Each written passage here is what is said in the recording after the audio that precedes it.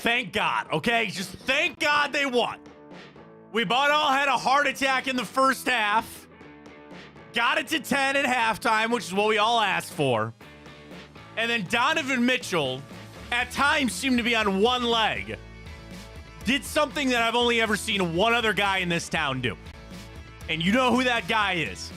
I'm going to take this team of a bunch of guys playing subpar, and I'm going to will them to a victory. Now, was that an NBA Finals game? No.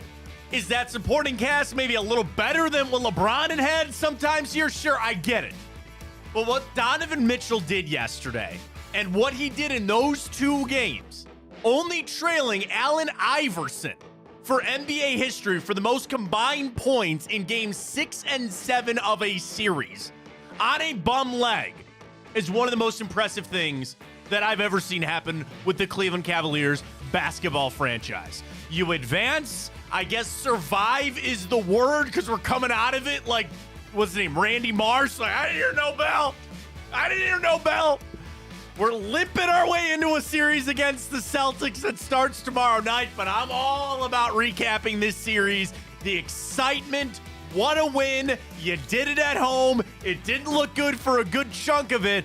You found a way to advance. That's all I care about. We set everything else to the side. Yeah, there's some things we need to clean up and get better on. We'll discuss that and Donovan Mitchell's place in history when it comes to the Cavs. We'll discuss that this morning. History, I guess, being made with the Guardians. You finally get Manzardo. He's here. We have something really cool. Something really cool brewed up with our friends over there at Tipico. Not Garage Beer. They brew great beer. But we got something cooking over there with our friends at Tipico with the guards. We'll get to that coming up. We got the grid. We got timeout. We have a very savory bracket, which we'll get to about Cedar Point. We got it all on a Victory Monday right here on Big Play. Welcome to the show, everybody. I am Matt Fontana. He is Ryan Tyler. Man, did that feel good. Yeah, it didn't feel good for a while. No, it did not feel, bro. That first half, I think I was like every Cavs fan. I was legitimately texting people about who we were trading. See, I knew better, and I knew better. Because all right, good. I tweeted at the end of the game. I didn't tweet a single thing during the game because I just knew Just couldn't whatever do it. happened. I'm Couldn't like, do I'm it. gonna go back. I'm looking like an idiot. I'm not saying anything until the game's finished. I tweeted. I specifically saved this one tweet for the end because I didn't want to tweet anything. I said they found a way. They advanced. That's it. The end of That's it. it. That's all that matters. I have to say this because it's the truth. Thank God we played Orlando. Thank God. You cannot do that against Boston. And I know that it's going to be a mountain to climb against the Celtics, and there's a lot to be taken of this series coming up. Orlando should have buried you.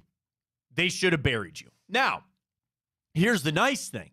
Their offense is putrid because when you're trying to bury a team, offense is the way that you do that.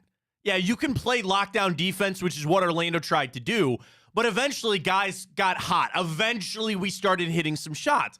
And in that first half, I think that was probably my biggest takeaway was early in that game, bro, we could not buy a bucket. You were getting open looks. You were getting good shots, and they were not falling. Mobley wide open looks. Niang with good looks. Garland, like all these guys were getting shots up and they just were not falling. For some reason, I have no idea why. Well, actually, I think I know why. The Cavs looked dog tired, man.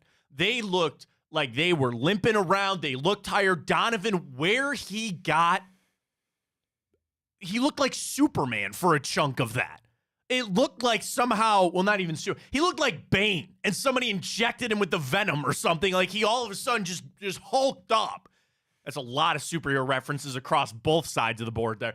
Like he just hulked up and said, "All right, let's go." On a bum knee, by the way. But thank God it was Orlando, because I think any other better team, they would have buried you. I'm not apologizing for that. I don't care. Because the Cavs still took it upon themselves to find a way to get this win, and you advance on. There's a lot of conversation, but still looking at that game and understanding that the Cavs had to have something we have discussed a lot about, and that was some mental fortitude. Some other types of fortitude, you know what I'm talking about. They had to have something deep inside of them say, we're going to step up. And it really started in the end of that second quarter. Because if you were going to go into halftime down 15, down 18, you were going to be sunk. They got it to 10. And you started feeling the crowd getting alive, and you heard them talking on the TV. They're talking on the radio broadcast. Like, you felt the tide starting to turn. And then my fear started to creep in of, I don't know if they have anything left. I really did not know if they'd have anything left coming out into the third quarter. And then what has been our issue quarter for this series? The third quarter. We were not coming out of the locker room well, and the Cavs found a way to persevere and get a win. We focused Donovan Mitchell this morning. And Ryan, you just sent the question out because I saw a lot of tweets about this yesterday. We had an opportunity to sleep on it. Is he the second best Cavalier in history? We all know who number one is, and I don't ever think that'll be touched. Is he now the second best Cavalier in history? Options, right? Kyrie Irving, Brad Doherty, Mark Price, maybe Austin Carr, Kevin Love. And I think what I saw Donovan Mitchell do in these past two games is so reminiscent of LeBron. And I understand that it's LeBron. That is a tall ask to try to compare anybody to LeBron. And I know it's a first-round matchup against the Orlando Magic. I saw Donovan Mitchell do something that I've only ever seen LeBron do. And that was take a group of guys, and I'm not even knocking necessarily this group of the Cavs, but they were playing like crap. They were not playing well. I know they're better than that, but they weren't playing well. And I saw Donovan Mitchell on a bum knee. Go ahead and jump on my back. I'll take you guys to this win right here. Go ahead. Come on. Getting knocked down, laying on the floor while like all of our just kind of holding our breath, making sure he gets up. The effort that he exuded yesterday, but also the confidence, the killer mentality to say, I'm not going to lose this basketball game. I'm going to do what I need to do to win this basketball game. And then eventually, yes, thank God we finally hit some threes. Donovan Mitchell could only do so much. You finally got Darius Garland to hit one. You finally had Max Strus splash one down. You had Evan Mobley start to step up. But that is all starting with Donovan Mitchell. And when I'm saying that I saw something that I've only ever seen LeBron do, Ryan, he has now taken it from me. For reference, it was Kyrie Irving. For me, it was Kyrie Irving. Donovan has now superseded that. He is number 2 on that list. And I don't sway people too much on the votes. You vote as you please. I want to see how it goes. I'd be very interested in people to say no. And I'd like to hear your vote. It's actually leading so far. No? Yeah. I mean, it's only 20 votes. Sure, we got time. We got time at Matt Fontana Show. It's Kyrie, 100%. Oh, and by the way, go retweet our Quan t-shirt. We're going to announce that in hour 2. We'll announce the winner in hour 2. We have a tweet up at Matt Fontana Show. You retweet that. We'll pick a winner later in the show to grab a great Guardians baseball t-shirt from us here at Big Play. So we'll get to that later. I'd be interested to hear the person. It's Kyrie. Is it Kyrie? Like, that's who they're, yeah. That's 100%. Some of the responses are Kyrie. Because I'm kind of glad this question came up, Matt, because literally when I went to Cincinnati, so last week when I missed the Friday show, I had this conversation with 2 of my buddies who are big basketball heads. But it's interesting because they're big basketball heads, but not Cavs fans. Like, okay, then they're a good barometer. That's what I'm saying. So they're pure NBA junkies. Sure. And I was telling them, guys, I think Donovan Mitchell is better than Kyrie Irving. And that was no shade to Kyrie. And this was before Game 7. Yeah. I literally said... Yeah, or Game 6. I said, what I saw Donovan Mitchell do in the first half of this year, it was, like, unbelievable. Like, the facilitating that he was doing was just... and still scoring as he was absolutely unbelievable to me. And they couldn't fathom it. Like, they knew Donovan Mitchell was on a tear, but they didn't necessarily think that he was on the level of Kyrie. Yeah. But now I'm interested... after yesterday of what they thought. Okay, here's some of the debate. Number 1, Kyrie was here much longer, right? Kyrie also hit the freaking shot. Yeah. That sways it. And I think if you want to look at this objectively from Donovan, you might say this was an opening round matchup against a team you were favored against. And then when you talk like supporting cast, because like I'm not talking 2016 LeBron. That was a good team. Yeah. I'm talking about LeBron drug Jordan Clarkson and Larry Nance. And I'm not throwing shade at those guys either. But what I'm saying is you had the elevation of players around you. And I could make the case that this Cavs team actually should be better than some of those teams with LeBron. Now, again, LeBron got to the finals. He didn't win it, but he got to the finals with some of those teams. Even better, the first year, right? Love hurt, Kyrie hurt, Matthew Dellavedova overdosing on coffee. You know, that is another team. Mike Miller, like you had to take that group and go. And it's a sliding scale because, again, it's LeBron. There's things that he has done that nobody will ever touch in this game. And he will never, I feel pretty confident saying that, nobody will ever pass LeBron. Not in this town. No. Not with the Cavs. There's no debate to be had on that. But with Donovan, it has only been 2 years. Yeah. Isn't that crazy? Which is why I'm totally fine people that say Kyrie. I'd listen to it. I really would. And I would be kind of struggling to debate you on that because what Kyrie did is amazing. Obviously the best ball handle I've ever seen in that. Maybe the NBA's ever seen. But what I saw Donovan Mitchell do yesterday, I can't explain it except seeing flashbacks of LeBron. That's what it felt like. It did feel like I'm going to will and take this team. Also, the factor, again, another key of this for Donovan, he had a broken team. That team felt mentally, physically broken. They were not in a good place. And they could have turned tail and said, this is it. We're done. We'll get to the offseason. We'll talk about this trade or we'll talk about Donovan Mitchell leaving, all that. And they didn't do that. And it was led by Donovan. It started with Donovan, who could have had the same mentality. And I don't think anybody would have blamed him for it. No. There's only so much you can do. Here's the stat from yesterday. Donovan Mitchell in games 6 and 7 had 89 combined points. That is the second most in NBA history for games 6 and 7 of a series, only behind Allen Iverson in 2001. He scored 90. So Donovan was only a point behind. And how many? Dude, he had that 1-3 that was halfway down and all that kind of stuff. LeBron is on that list, by the way. Conference Finals 2018, he combined for 81 over games 6 and 7. Dominique, Jimmy Butler, Donovan Mitchell, Allen Iverson, LeBron James. That's the top 5 all time in any 7-game series. Combined points, games 6 and 7. Allen Iverson had 90. Donovan Mitchell has 89. 89. I need to put him in some sort of hyperbaric chamber for the next 24 hours. Because I thought about that of, yeah, we're going to get ready tomorrow. Very excited to get into the Boston series tomorrow. But where's your health at? Where's Jared Allen at? All that. But Donovan is the one that these games certainly are taking a toll. And it's clear that his knee is not getting better. It got worse as that series went on. And you see him just kind of just dragging it up the court. So impressive. And it is so impressive what he has done. And again, this is a conversation probably more for later, but maybe that shift that some people might have had after that game about Donovan staying or going. And I don't want to do it right now. Today's a positive day. Today is a victory Monday. We are super positive about the Cavs. Yeah, we'll cross that bridge about the Celtics coming up and all that. But I sit here and I see what Donovan did. And does it change the question if you feel like he can lead a team to a championship? That's another great question this morning. I'll leave it up to you, Ryan. Has this series or these last couple of games changed your opinion on if Donovan Mitchell can be the leading guy on a championship team?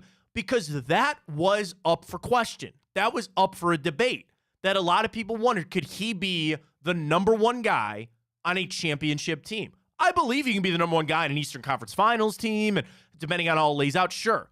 The ultimate question, and I think ultimate goal, rightly so for a lot of Cavs fans, can you win a championship? With this team, certainly, there's a lot of Kobe Altman tweets yesterday about some of the deficiencies on this team and how the roster was built and JB and all that. I get it.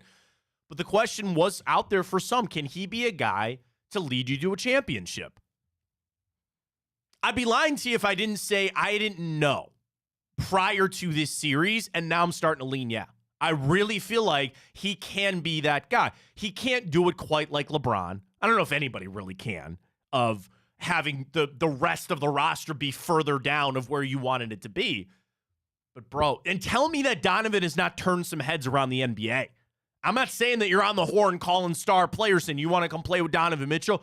I think the rest of the league took notice of this, and they understand that was another level that we saw from Donovan Mitchell. Nobody can make the debate that Donovan Mitchell is a really, really, really, really, really good basketball player. The question and the word that gets thrown is elite. Do you feel like he's elite? Do you feel like he is in the upper echelon of some NBA players? That debate was had. Watch that series and tell me he doesn't deserve to be up there with some of the big names. And you see the performance from Anthony Edwards and Jalen Brunson. Bro, he's right there. He is right there with guards I'm talking about. Hard to compare to Jokic and some of the big guys. I get it. The only thing I thought of this too. Where's Kevin Durant, Devin Booker, Giannis Antetokounmpo? Where's Donovan Mitchell? He's still here. Giannis is done. Dame's done. Durant, done. LeBron, done. I know there's a lot of stars still left, but this is the star power. This is something that if you look at Donovan, not that you needed to. I was always okay with the trade. This series, that trade is worth it. Every little piece of getting Donovan Mitchell was worth it for what you saw these past 2 games. For what you saw out of this team, out of him to advance, all worth it. Now, again, this was an opening round matchup. You were the 4 seed. They were the 5 seed. You should have won this. I get it. But everything that I saw from Donovan Mitchell, super impressive. Our question is up at Matt Fontana's show. Are you ready to say that Donovan Mitchell is the second best Cavalier of all time? I'm going to say yeah. A victim of the moment. I get it. Ryan, cast your vote, please. Yeah. Sounded like you were a little back and forth on this. I was, but I still said yes. Okay. And I said it honestly before Game 7, and that kind of just absolutely sealed the deal for me. Yeah. Well, what was nice to see was Donovan Mitchell, what was it, Game 4, 5, not great. Right. Nobody really was on the Cavs. But what he did in Game 6 and Game 7 was... Game 6, it was literally him. He took for me what I thought Paolo was, and that was being the best player in the series, which was very disappointing because I knew he was great, but I still thought, of course, Donovan's better. Mm-hmm. And even after Game 6, I still, as good as that 50-point game was, I still had the question, is Paolo actually legit the best player in the series? But then Game 7, Donovan totally flipped that and wrote the answer for me. Yeah. Was clear as day. Donovan was the best player in that series. It was. And definitely, again, you talk about that flip, and that's the reason the Cavs were able to advance. So vote on that. Early results, they're pretty close. I mean, we're by 0.5%. 50-50. Wow. Vote at Matt Fontana Show. We'll get to that. All right, let's set Donovan aside. Let's talk about the rest of this team. I was thinking, Matt, we literally have to go one by one. We can. We got 2 hours, buddy. It's 9:18 here in the morning. We got plenty of time. At halftime, I literally thought, I said, we're going to have to go by each player one by one and talk about them. Sorry. What are you laughing at? I almost said it's 9:18. Your book is on my shoulder time. We used to do the time over at the other place. Bro, for 10 years of my life, all I ever said was whatever the time was. Shout out to Josh. I love the Bookmans. They're the best. I almost let that slip out, but I did anyway. No, let's go let's go player by player on this. Let's start Darius Garland. Okay.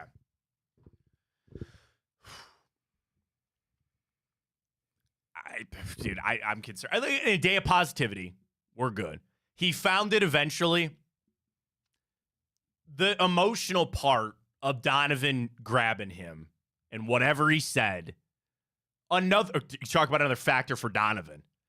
When he grabbed Darius there, and you could tell he was saying, like, bro, I can't do this without you. Like, I'm going to need you to step up here.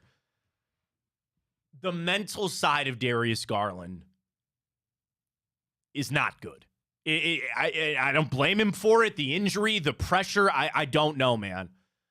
But I tweeted that before the game started. I said, here's where my head's at. Number 1 was Donovan's knee. I mentioned Allen being out. I mentioned keeping Mobley out of foul trouble. I mentioned some of the other role players we'll discuss. But the second thing I tweeted was, can Darius shoot? Is he going to be able to shoot the basketball the way that we need him to? Now, eventually he did hit a 3, thank God. He's way off right now. Yeah. He's way off. You have no time to recalibrate. You got no time to try to sit back and wallow in this. You're right back in this tomorrow night. But I thought it was so great to see Darius, like, them keep going. And you didn't have a choice, right? Donovan could only do so much. You had to go to somebody eventually. But yesterday, again, on a day of positivity, I don't like doing this. My concern continues to grow with Darius Garland. And There's no point in sitting here trying to rip it apart or going back to the film of them showing him wide open shot. Something is broken, and I don't know if he can fix that in 48 hours trying to get ready for tomorrow night. I'm extremely concerned about Darius Garland, where he's at right now. Yeah, it's not a good thing that the whole team is shooting poorly, but it makes me think, okay, maybe that's just something they can regroup as a team and get it together. Maybe it's something as simple as you're finally done with the Magic. You have a new team in Boston. I'm very concerned as well because it's not a secret. Darius Garland cannot shoot the ball for his life right now. Yeah. But it's so frustrating even more so because you saw in that fourth quarter a stretch of Darius being absolutely great, not even offensively but defensively. Three steals, couple of steals. He missed the three, Yeah. whatever. Got it back, second chance, had the confidence, nailed it. Yeah. Got that steal right out of that timeout Yeah. that essentially wasn't the dagger, but to me it felt like the dagger, the complete momentum shift. Amazing heads-up play by him. Then even the next play, gets a board, saves it. Yeah. What I saw from that 4 minutes of Darius, I was like, dude, if I can get a whole game of you with that, well, that's we're gonna kind be of tough the to like beat. we talk about Strus and some of these other guys that aren't being able to shoot. Well, at least they're showing up in other ways. Yeah. Darius is a little limited on the defensive side of things. Did pick up 3 steals yesterday, made some plays defensively. You're right. So maybe that is the shift. Maybe that's it. I think about it early in this series, early tomorrow night, get him some shots. Get him some shots and just see where you're at early. Get him back in the flow of things. Something's got to flip with Darius. Yeah. And I dare say that he is going to be the key to this series. If you want to take this to the Celtics, you're not going to do it without Darius Garland. You are going to need him at some point to step up in this. So if he can flip it around, turn it around, great. To Evan Mobley, defensively, 16 boards, couple of 5 blocks, which were great. He's doing it on the defensive side of things. Eventually, you might need more of that offense there.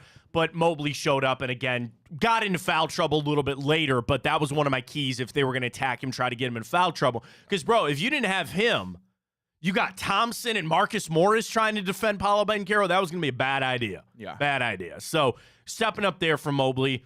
Isaac Okoro. I love Isaac Okoro, man.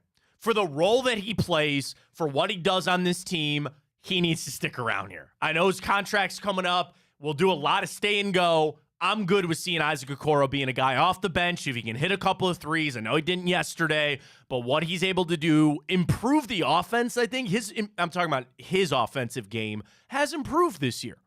If you get the lockdown defense, which you know you're going to get, and a little sprinkle of some offense, bro, he was plus 24 on the floor. Plus 24 for Isaac Okoro. Thumbs up for him. Well done. Played his role. Very happy with Isaac. If Isaac can get that 3-point percentage up even just a little bit, I mean, he's already a great player in my opinion, but that's kind of what is separating him from the true 3-and-D guys. But what he's doing on defense, similar to Evan Mobley, I mean, right now you have 2 guys that legit could make first-team All-NBA, which is just an absolute amazing asset to have. But Isaac Okoro, he's just an energizer. I love watching him play. He never takes a play off. It's great. Strus hit that 3 early in the third. And I felt like, all right. He's two-faced. All right. He's two-faced. All right. It's fine. Can we please stop bitching at the refs? Just for the love of God. And I know that we'll talk JB. He'll be the final one to bring up in this whole thing. That challenge. We'll talk JB coming up. For the love of God, stop. Please. I can't do it. If you got legitimate gripes, fine. And I almost, that one offensive foul that was down in the if you're looking at the hoop, left block, and they called him for an offensive foul when he tried to set his screen. Oh, yeah. You put your hands out. That is like number 1. They're going to call that.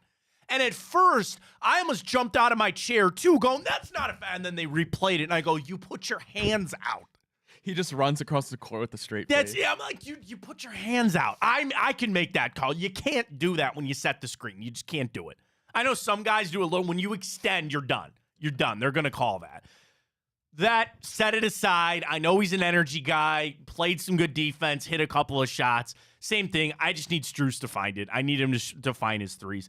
To the bench bunch, Karis LeVert. Finally. I've been waiting and calling for Karis LeVert on the offensive side of things. Another guy like Isaac Okoro. I'd love Karis LeVert to have a long future with the Cavs as the number 1 guy off the bench, to be in the running for 6th man of the year. I know he didn't get any votes for it. I love his game. I love his offensive game. I unfortunately think he might actually, some team might swoop in and go, yeah, we'll give you a good chunk of change here. I think there's an offensive game to be had with Karis LeVert. It's been missing. He was efficient, got to the free throw line, happy with Karis LeVert. Yeah, George Niang's about done. I don't know what else to tell you. You tried it, didn't work. You're going to have to turn it back to Marcus Morris, who, by the way, didn't even attempt a shot yesterday. Yeah. Fine. Thompson in there for the role that he has. I mean, the fear is that you had to go to the bench, and again, everybody can play about Sam Merrill not getting minutes, splashed a couple of threes. I think, unfortunately for JB, it's going to be a little bit of figuring out who is the hot hand on the bench. What are you going to do? I would imagine for tomorrow night, you're going to cut Niang's minutes. We'll talk Jared Allen here in a minute. Maybe a few more for Sam Merrill, but you're going to need Marcus Morris and you're going to need LeVert. Yeah. Off the bench right now, I think there's only two guys that I bona fide say no matter what have to get minutes. That's Karis LeVert and Marcus Morris. Yeah. Karis is nice when he's on. It's just you consistently got no choice. You're going to have now. To. No, yeah. Now your hands are tied if you're JB. And I will say Okoro when he slides back to the bench, you will have three guys that I say without a doubt are getting minutes off the bench. That's Morris, LeVert, and Okoro, and I will listen to some Sam Merrill minutes. You got to bury George Niang. That's over. Yeah, no, you got no. We had nothing there. That's it. I hate to say it. Friend of show when he did that thing with Gab in the car. I saw it. Okay, fine, great. But so I'm sorry to George. I don't know what to tell you. Yeah, Karis, it's great. He showed up at a perfect time because we know he's Mr. Wishy-Washy. But it's hard because you consistently now I'm talking about when you had a choice with Jarrett. Yeah. Now you don't really have a choice, but you consistently have to weigh your options of, is this guy more damaging than he is good? Because if he goes out there and he's minus 10, he goes 0 for 5, you just wasted 10 minutes off the bench, and it sucks. But when he's on, he's so good, and that's the most frustrating part about it. But I agree. George Niang's played himself out of the rotation completely. The other thing you got to factor in is now, and I'm not saying they haven't been doing this, you got to play around Donovan. You got to understand that Donovan is now making his way to the rack. It's not even his three-point shooting. So was he only 2 of 8 last night? That was the most impressive part, was he was getting to the rim every play. With his knee. With every a bum play. Knee still getting there. Every play. So now, if that's how you want to approach things against Boston, who doesn't quite have the same height as Orlando, you don't have to deal with Porzingis down there. Nice. That's a big one. You assume that Donovan is going to continue to hit the rack there. So then what do you need? You might need more Sam Merrill. You need some more three-point shoot. It should be Strus, it should be Garland, and it should be Sam Merrill of hitting your threes. Now, the other issue is, what did you see from Orlando? Not even just yesterday, but even go back to Game 6, right? They leave these guys. Go ahead. Go ahead. Go ahead. Leave all these guys open to shoot threes. They're not making them. We'll live with that. You got to start hitting some. You got to start hitting some. And just to put the fear into Boston, we'll cross that bridge when we come to it, but again, with the bench rotation that JB's going to have to figure out, I think your hands are tied. I don't really need to see Tristan Thompson now. Okay, you needed Thompson because you were down Jared Allen. We'll discuss him in a second. You need him to rough up some of the tall guys. I don't know if it's quite a series for Tristan Thompson. More Merrill, more LeVert, probably less Niang. That's exactly where JB needs to go. I just wish crazy because if you would have told me I'd be sitting here saying this 7 months ago that I would do a lot of things to have Dean Wade healthy back in this lineup, I would have called you crazy, but God, do I miss him. Yeah, we do. All right, let's talk Jared Allen. Speaking of injuries, is he going to be back? I don't know. I mean, they kept saying he was close because they wanted to play a little game with Orlando. The fact that he didn't even attempt pregame shoot-around to see how he felt, I don't think he's playing tomorrow night either. Now, this series, lose the battle to win the war, right? If you don't win tomorrow night, or somehow maybe if you do even without Jared Allen, it shows you just how vitally important he is to this team. You willed your way to some wins over here against Orlando. I think it would have been a lot easier had you had Jared Allen putting up anything, 18 and 15 or 20 and 15, which he's borderline good for almost every night. Man, do they need Jared Allen back. Every, and I mean every single time Paolo drove the hole. Whistle. You're like, every time. Yep. Every time. Yeah. You're deficient. You didn't have anybody there to stop. And with Allen, even on the offensive side of things, how many times, and I know, again, it's not like he grabs every offensive board. There were quite a few that I'm like, dude, you would have had that. Like, he just would have, I don't know, he just would have been there, giving yourself a second opportunity. I don't have a good feeling he's going to be able to play tomorrow night. Now, again, if you get him back for game 2 or get him back for the rest of the series, yeah, maybe. But it's just that quick turnaround. Maybe it was so fast. I hope I'm wrong. I really hope I'm wrong about Jared Allen not playing tomorrow night, but I'm going to act like he's not playing tomorrow night. Prove me wrong. I'm just hoping worst case scenario, Thursday would be game 3 at home. Mm-hmm. I'll circle that. Yeah. No. Or Friday. No, we got tonight. No, Saturday. Saturday. Because Because we go tonight. Right.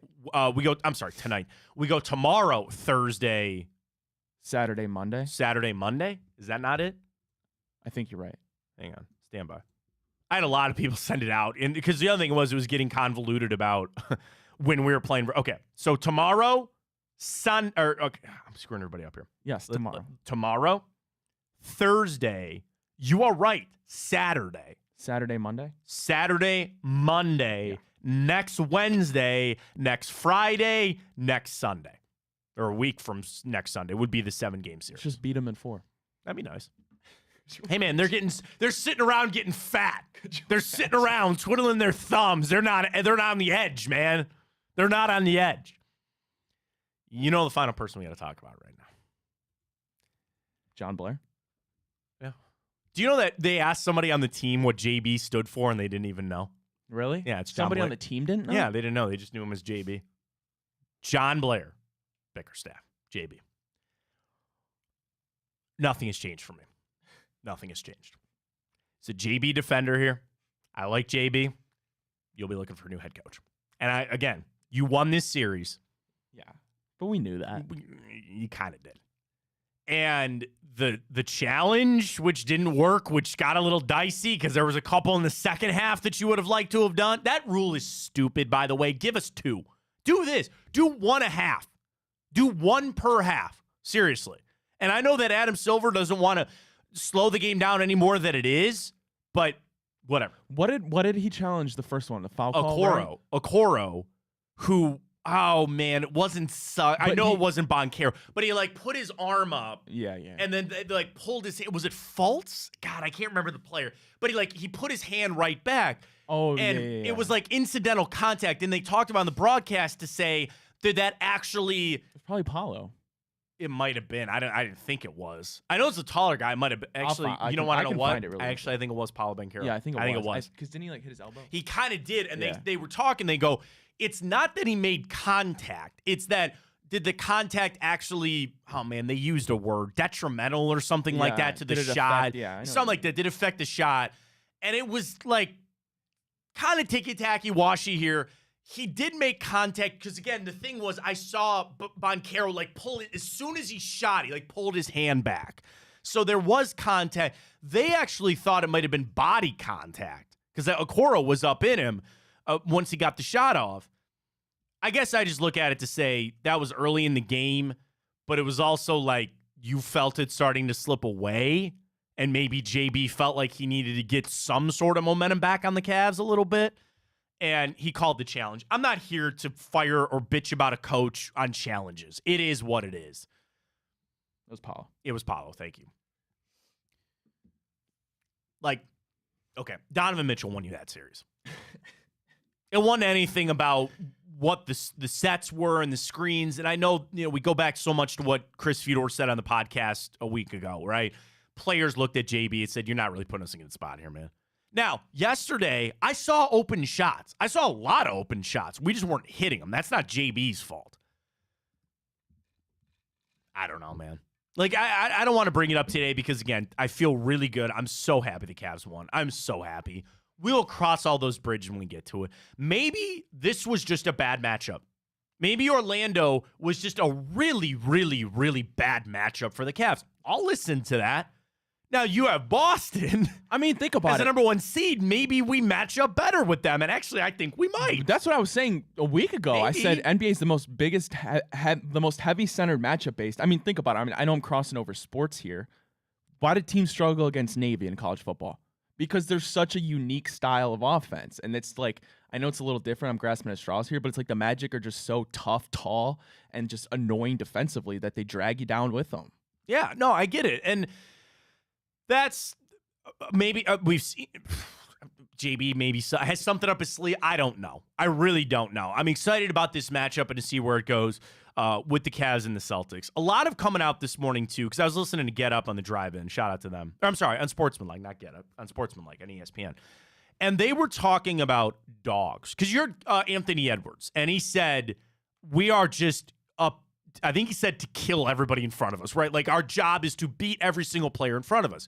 So they were discussing, and they were going around the NBA playoffs, and they were discussing the players that have the dog, the killer mentality, right? Not necessarily a skill level, but we're down points. I'm going to take this team and go win it, go get them. They brought up Jokic. Of course, now you have to put Anthony Edwards on that list. They put Kyrie on that list. You know, Kyrie has never lost a closeout game. In any game to clinch a series, he's never lost in his career. He's 13-0 in closeout games. It's pretty impressive. I did not know that about Kyrie. So you put Kyrie on the list, and we've seen it here. They didn't put Luke on the list. Yeah. Oh, so let's wait. About like not like a take the skill. No, sorry. I'm just going back to that Kyrie one. The stat. Yeah. I thought he's 13-0 in game 7. No, like a game 4 to sweep. Game 5 when you're up 3-1. Any opportunity, and I think it's either 13-0 or like 13-1. Because didn't he lose against the Bucks when Kevin Durant's foot was on the line? Wasn't he on that Nets team? But was that a like closeout game? Oh. I'm talking about okay, imagine this. Kyrie is up 3-1 with a chance to win the series. He's not down 3-1. Right. 'Cause obviously he's been eliminated before. Okay. I'm talking about Kyrie on a team that has a chance to win the series. Sure. Okay. He's never lost. Okay. Right? Like game 7, Cavs Warriors, they won that. Right. Early games when it was 4-0 against the Hawks, we won that. So Kyrie closes it out. So they didn't put Luke on that, which I thought was interesting. Then they came out east.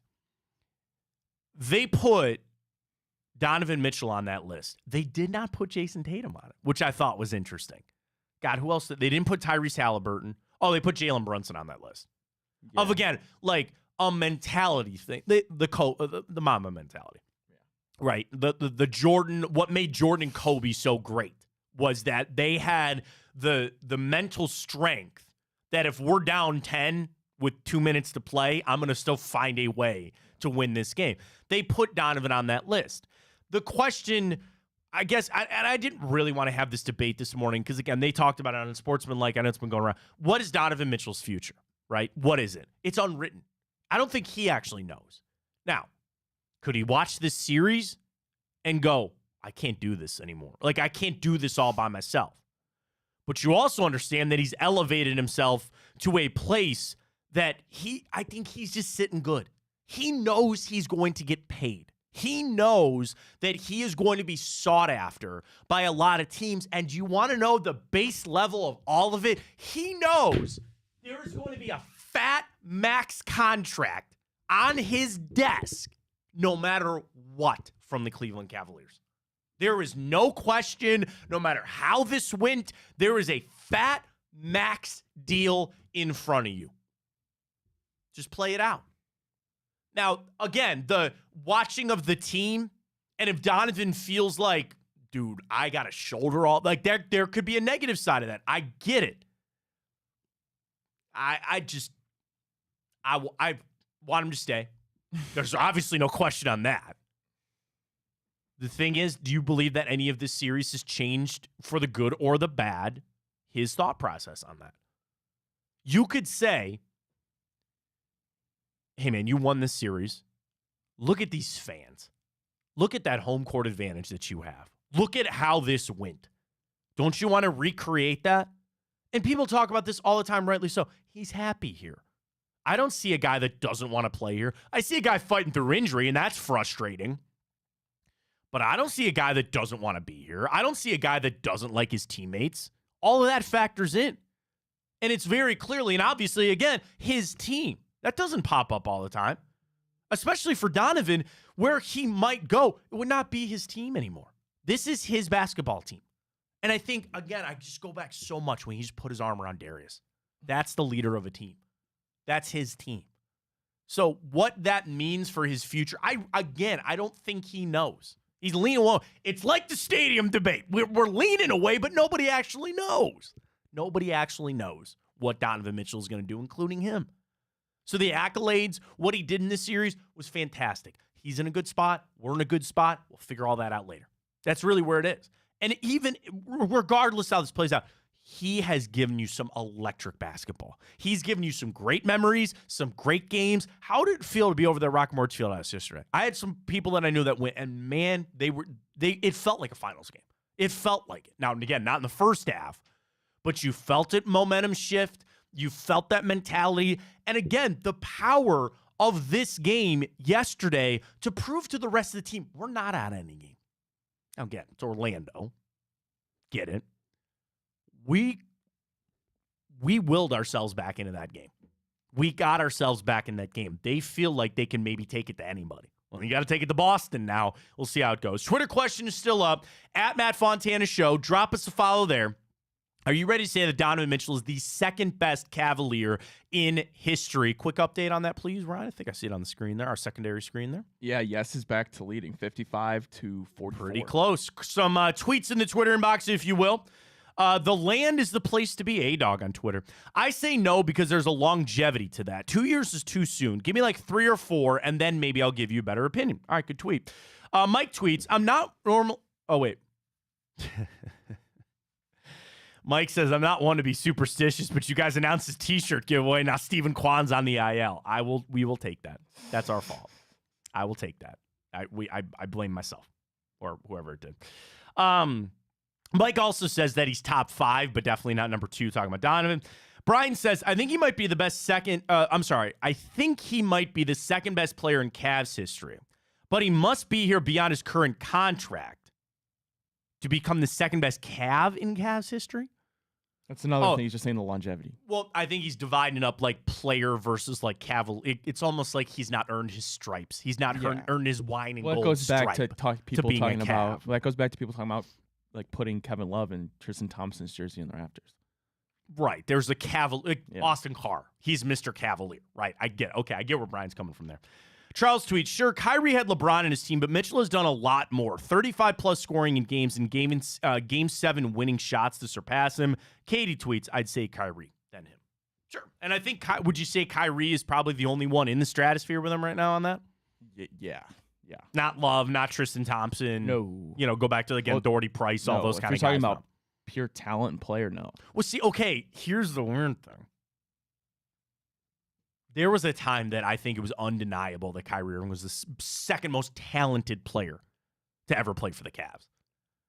Yeah, I mean, there's stuff Kyrie can do that LeBron can't, for sure. I think Kyrie's more talented. Than Donovan? Yeah. Donovan might be the better player. That's fine. I mean, but like, I'm not going to pick hairs here for you or with you. I will go to my grave saying I think Kyrie is one of the best ball handlers I've ever seen in my life. I don't think anybody denies that. Yeah. I think everybody says like there's a talent level to Kyrie. Now, we know how Kyrie ended. We know what happened there, don't we? About what happened and why he left and LeBron and all that other stuff. That factors in for some people. I would say that Kyrie's mended those fences pretty well. Again, the future unwritten about Donovan, and I don't think it would ever get to that point. Like, this team is so different that people would felt burned if he left, but it's like you felt like Kyrie disbanded a championship-level team. Now, again, Kevin Durant, what were you going to do there? I don't know. But, dude, what Donovan has done has been super impressive. And at the end of the day, the Cavs did what I asked them to do, okay? I'm over the moon. I'm so happy. I feel so good that they got that win. Was it longer than maybe you needed to be sure? Was it a little more strenuous than you thought it was going to be? Yeah, fine. They did what I asked them to do. When this started, I said Cavs in 6. All right, Cavs in 7. Great. That's all I ask. That's what I asked. That's what I expected. We will talk a lot of expectations tomorrow. We will discuss about this team getting ready for Boston tomorrow.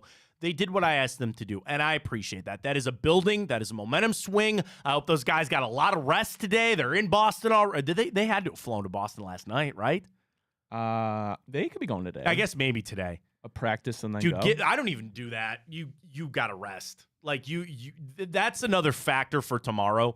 I mean, you came out of this. It, I guess, like, you need the rehab getting going, Donovan. You're going to get that rib sorted out with that. Dude, Mobley twisting his ankle, too. That didn't look good. That didn't feel good. I mean, there's so many injuries. And again, tomorrow night, I don't want to say it's your takeoff game. Like, that's the game where you're like, all right, let Boston have it. But Cavs, I need them to somehow come up with a way in 24 hours just to completely heal. It's like regenerate, like playing a video game. Give me Pokemon. I need some antidotes and some full heals going on for Pokemon here for the Cavs. They get ready to go for tomorrow night. It's got plenty more Cavs talk coming up in hour 2. Let's flip over to the guards. All right, 2 out of 3 against the Angels, including that abysmal game 1. Okay, fine. Quan to the IL. You get your Manzardo. You get Manzardo. It's what we all asked for. He's finally here. Are we ready to debut and announce our little thing with Tipico? Here we go, folks. We got Kyle Manzardo here. There's some name with the Manzardo, Gardo, something. Mangardo? I don't know. The Maniac, Manzardo, something with the fans out there. You got him. You asked him. We're doing something cool with Tipico. Here's what it is. Ryan, what is the boost today for big play?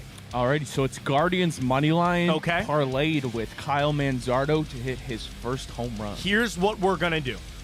This is going to be the same bet for the next couple of days.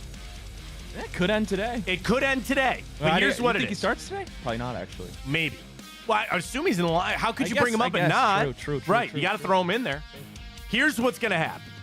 Over the next couple of days, we're going to do the same boost.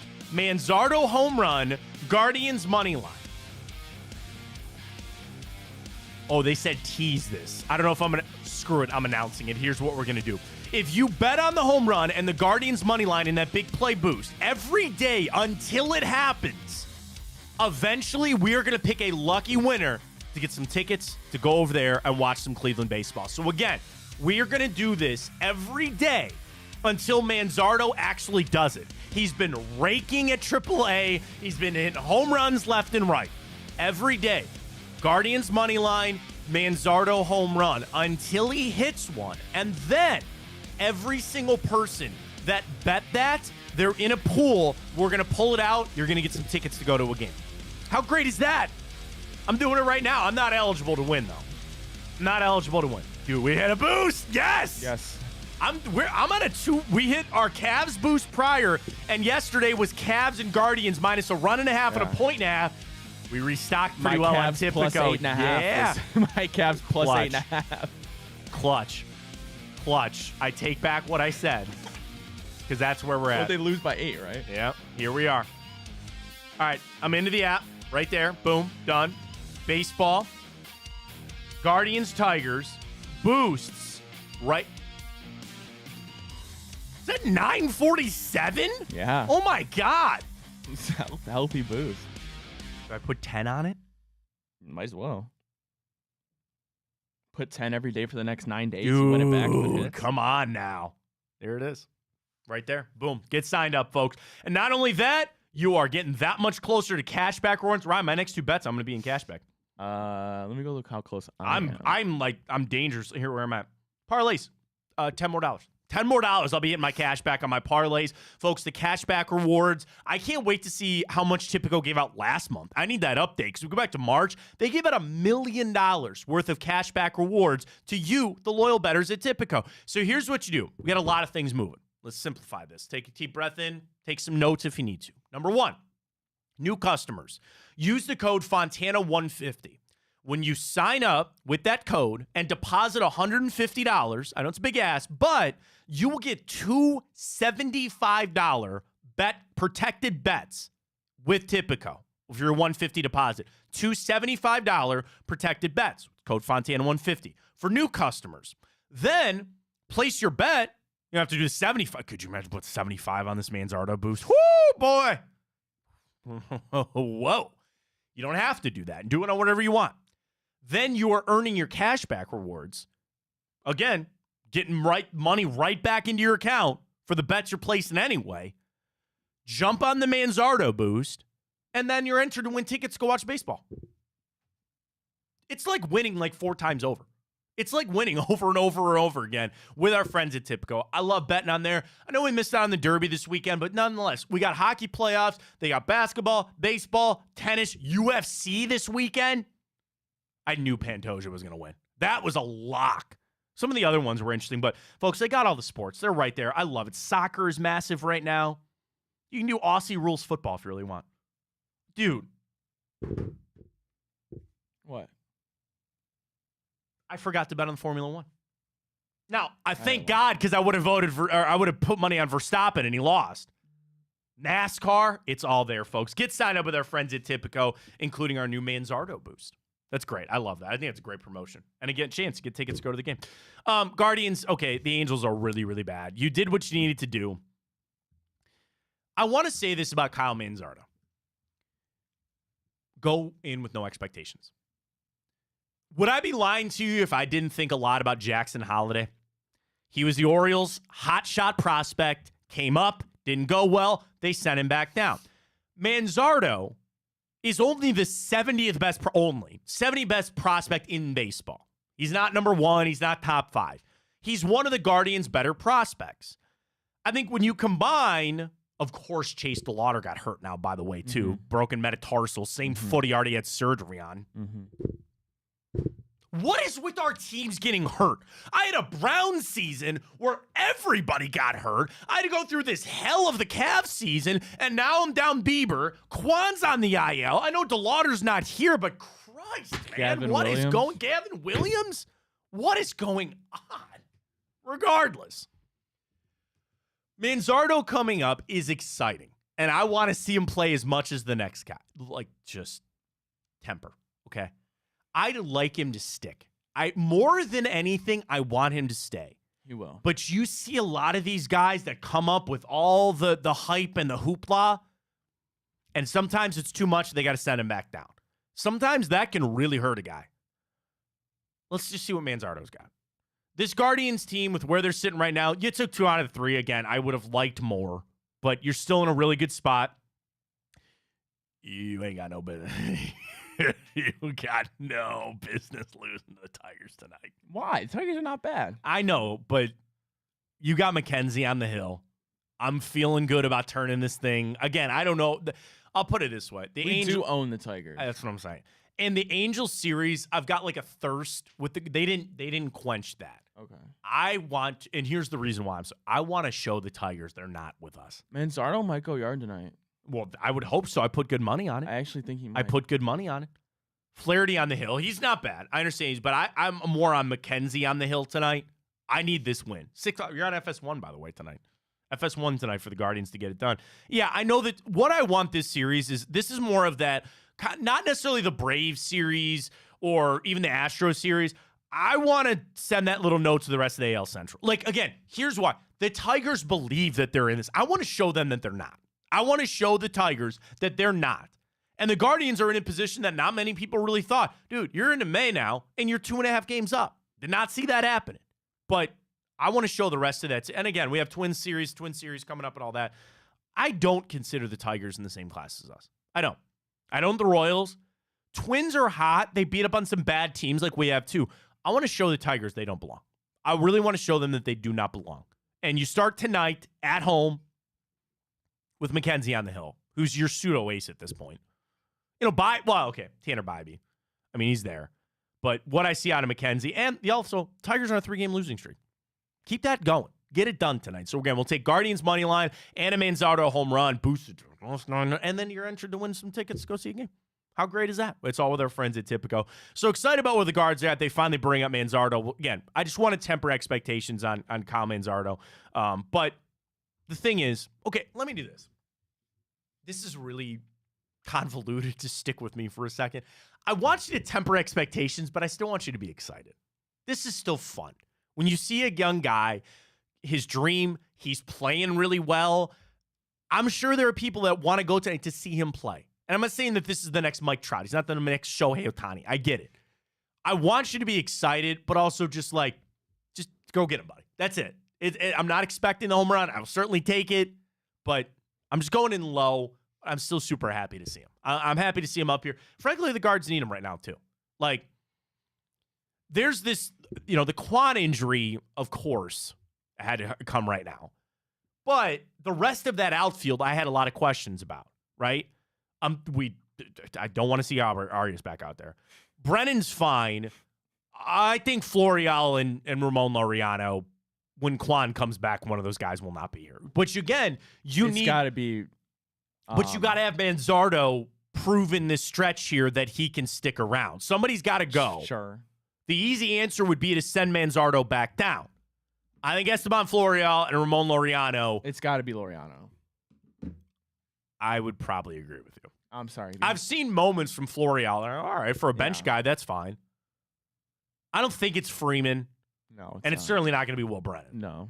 Those guys have earned their spots. Playing, no. They've earned their spots. It's Laureano. I don't. You're right. Okay. It's or Florial, but I think it should be Laureano. Can I get you something a little out there? Could you trade Gabriel Arias?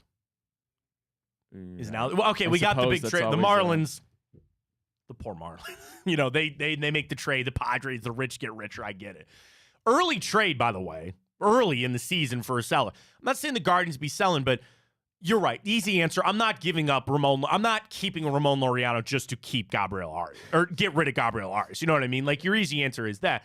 You got a couple of weeks to figure this out. I think with Quan, who did speak to reporters, and he said he's obviously dealt with this before.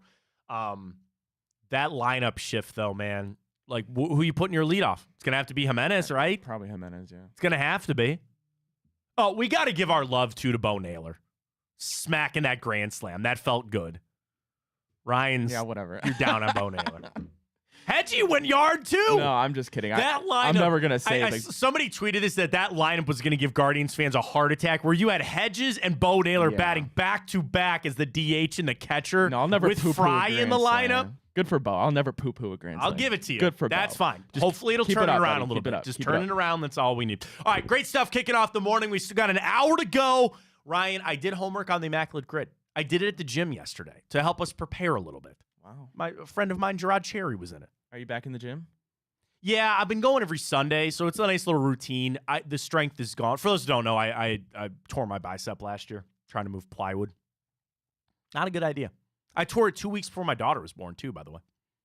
And then I lost my job. It was a really fun month. Anyway, I'm back in the gym. It's a slow brew. It's a slow go just because, like, I lost a lot of strength, man. And I was never, some gym rat kind of guy, but it's been a slow go. It's just good to be back. It's good to get living a little bit with that. So it was nice. But I was sitting there. I was like, we need to turn the grid, and I feel like I need to just, on off days, get a little bit of work in on it. So we'll do that. We got the morning update. It's up to you. I'm sure you're going to bring the Tom Brady roast up. I didn't watch it because I'm actually going to watch it with my wife. She wants to watch it. I was like, all right, let it come out, and then it'll be nice. I watched like 30 minutes of it. I saw a lot of the jokes. Aaron Hernandez, the Robert Christmas. Bro. It was all Aaron Hernandez, Giselle, Tom Brady's divorce, and Gronk being absolutely dumb. Yeah. How hammered was he? Yeah. The thing is, all right, we'll talk about it. Bring it up because I do have a take about the Tom Brady roast. We'll get to that. We got NBA playoffs tonight. We'll get to our plays tonight with Tipico on all of it. Folks, we're locked and loaded here on Big Play, including our busiest day. I watched a DC Defenders game yesterday for the UFL. Greg Williams, Blake Williams, come get some tonight. Hanford Dixon show. Big Play Cleveland show. Jensen on tonight? Yes, Jensen will be on Big Play Cleveland show tonight. Folks, our busiest day. We kick things off 9 to 11. Hanford, Big Play Cleveland show. Come get some with Blake and Greg Williams. We got it all for you right here on Big Play. All of our merch is there, bigplay.com. You can check it out there. Something brand new coming with Big Play, too. Very excited about that. I think we're supposed to be, like, really close to getting a testing phase for that. Yeah, I think we're already in it. Oh, are we? Mm-hmm. Did you get the link? Mm-hmm. You should have. Massive Big Play news. I didn't get an email. It wasn't. It was on Slack. You should have gotten Oh, I don't have the Slack channel. You need to download it. Download it. Can you just forward it to me? Yeah. Forward it to me. Shh. We got something I'm not supposed to talk about, but I'm talking about. We'll get to it as well. All right, let's catch a break. Morning update, grid, time up. Got it all for you. Stay with us. Fontana Show, Big Play. Well, how do they know I'm doing this? Did somebody leak this out? It's social media. Oh. It's just that's the way social media works now. I thought maybe you were just running that yap.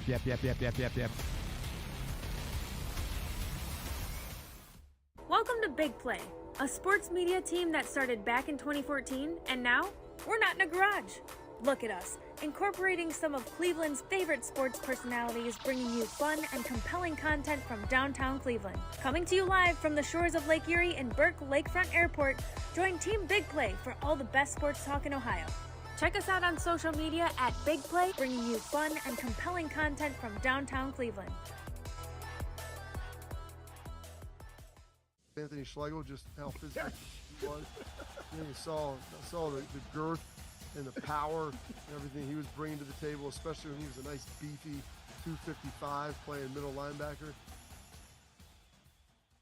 We were called soft last year. You don't want to be soft, especially when you come to the playoffs. So that's going to be a process throughout this season of establishing us as a harder team here in the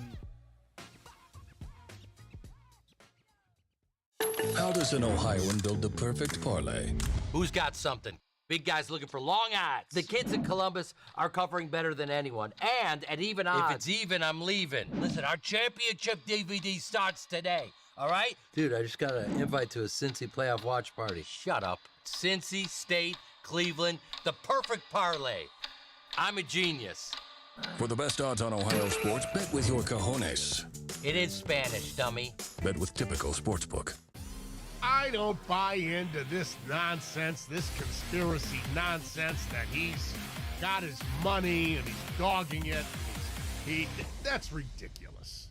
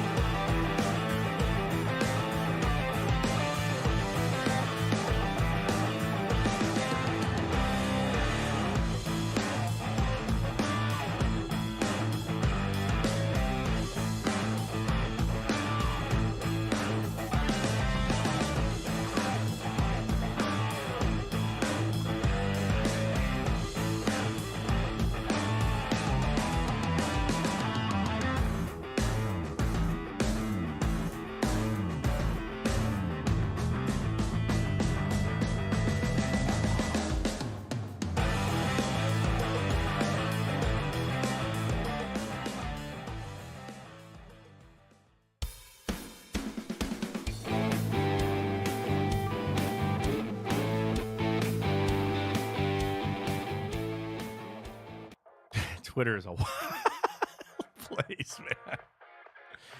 It's something political, which I don't want to get into here on the show, but Twitter is a crazy place. All right, welcome back. Fontana Show right here on Big Play. We had a lot to get to. Morning update. We'll get to the great dude. We are slammed on a time hop today. We got a lot of stuff to get into, dude.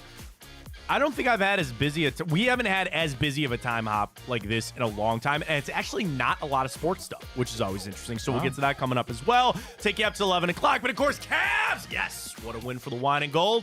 Ryan, I'm sure we're starting there on the morning update. Oh, you know I don't mean to tell you what to do on the morning update, but... Absolutely.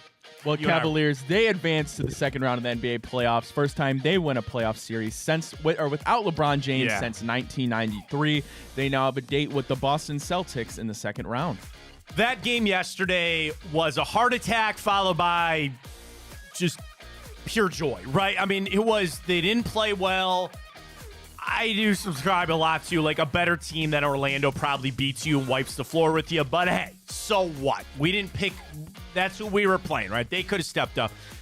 Donovan Mitchell put forth an effort that I've only ever seen from a guy named LeBron James in this town. Seriously. And LeBron, I'm not saying wasn't battling injuries, but I think it's almost that much more impressive that Donovan did that with a bum knee. Do not tell me for 2 seconds that his knee is healthy, because it's not. And I think it's getting worse, which is the unfortunate part of it. The will, the want. Bro, I think about it where I get a bummed foot, and I'm like, I don't want to do anything for a week, right? He's a professional athlete. He's much younger than I am. But, like, to go out there and do that on that stage where he was getting bumped and pushed, and it was a physical game, and he kept getting back up. He kept getting up, but I'm sure that knee was screaming at him. Screaming. The pain that he was in. When it's at the end of the first quarter, right? He went down the tunnel to go get on the bike. Like, it's not good with him right now. And he still put that aside, talking about the mental strength of Donovan Mitchell, to push his way to get a win. That also was a common thing I saw from people after the game yesterday about that want for him. If he didn't want to be here, if it didn't mean something to Donovan Mitchell to play for the Cleveland Cavaliers, what that means for his future, he would have packed it up yesterday. He would have said, I can't do this. Nobody else is showing the hell up right now. My knee is killing me. I can't do this, and I'm done. He didn't take that. He didn't take that out. I don't mean to be like semi-morbid about this, about something that could potentially be career-altering. Like a knee injury that he's playing and fighting through. And you hear doctors sometimes, oh, there's no risk of further injury. My ass. There is no way that you will ever tell me that if you got a guy fighting an injury, there's no way that it could potentially not get worse. Never is that case. He is fighting through an immense amount of pain and willing his team to basketball wins. That's LeBron level. That is insane of what Donovan Mitchell has done. I'm over the moon, man. This is so great. This was an awesome series. I need these guys to get healthy. I'll give Donovan my knee if he needs it. I don't know, whatever. Try to get as healthy as you can for tomorrow night. That was a really fun series, though. It was fun. Gave you some highs, gave you some lows. You came out of it. It's what I asked. Now, and I want to ask this question today because it's inherently a negative one. Do you feel like everything's gravy now? Like they're playing with house money? Like if they go get swept by the Celtics? All right, we'll have that debate tomorrow. Because maybe I'll feel different tomorrow. I don't know. I literally am sitting here saying this is, I'm euphoric right now. I'm in paradise. Like whatever happens, and you can't take this away from me. I feel good. Whatever happens against the Celtics, I borderline don't care. Don't care. I want them to win. I'm going to root for them to win. I'm going to bet on Typico for them to win as much as I can. It's all good, man. It's all good. You did what I asked you to do. Going to be changes to the offseason. I know that. Just thank you to Donovan. Thank you to the Cavs. They did what I asked them to do. That's it. If only I could get my 2.5-year-old to do the same thing. Just do what I asked him to do. There you go. All right, well, the Guardians, they win as well as they beat the Angels. They win the series 2 out of 3 games. Today marks another 3-game series, this time with the AL Central rivals, the Detroit Tigers. Tristan McKenzie gets the nod on the mound tonight. Need it tonight. Want it tonight. I want to just show the Tigers they're not in the same class as us. They're just not. They believe that they are. They're coming in all hype. Take it on out. Win the series. I wanted to sweep against the Angels. You had one bad game. How about Ben freaking Lively, buddy? Ben Lively finding something there. And Carrasco coming back yesterday he needed to get right there. I'm not saying I'm ready to say that just leave him in there now in the rotation, but Gavin Williams was slowed. I think you bought yourself a little bit more time. What a find that Ben Lively has been for this team. Yeah.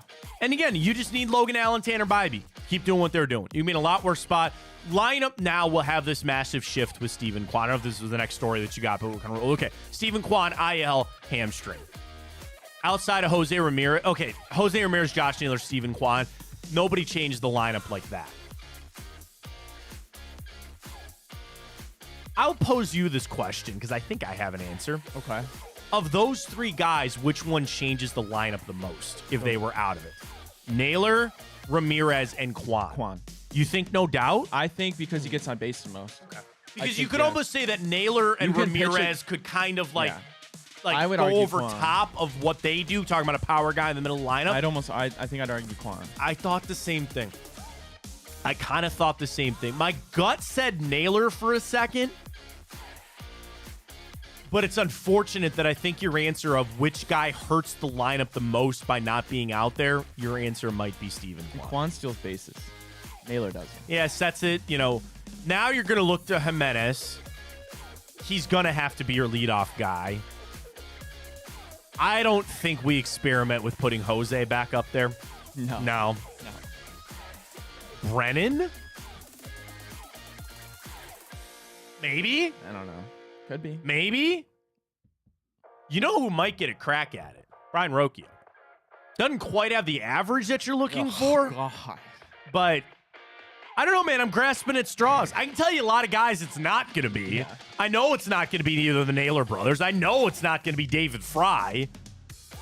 I think your options are Jimenez, Brennan,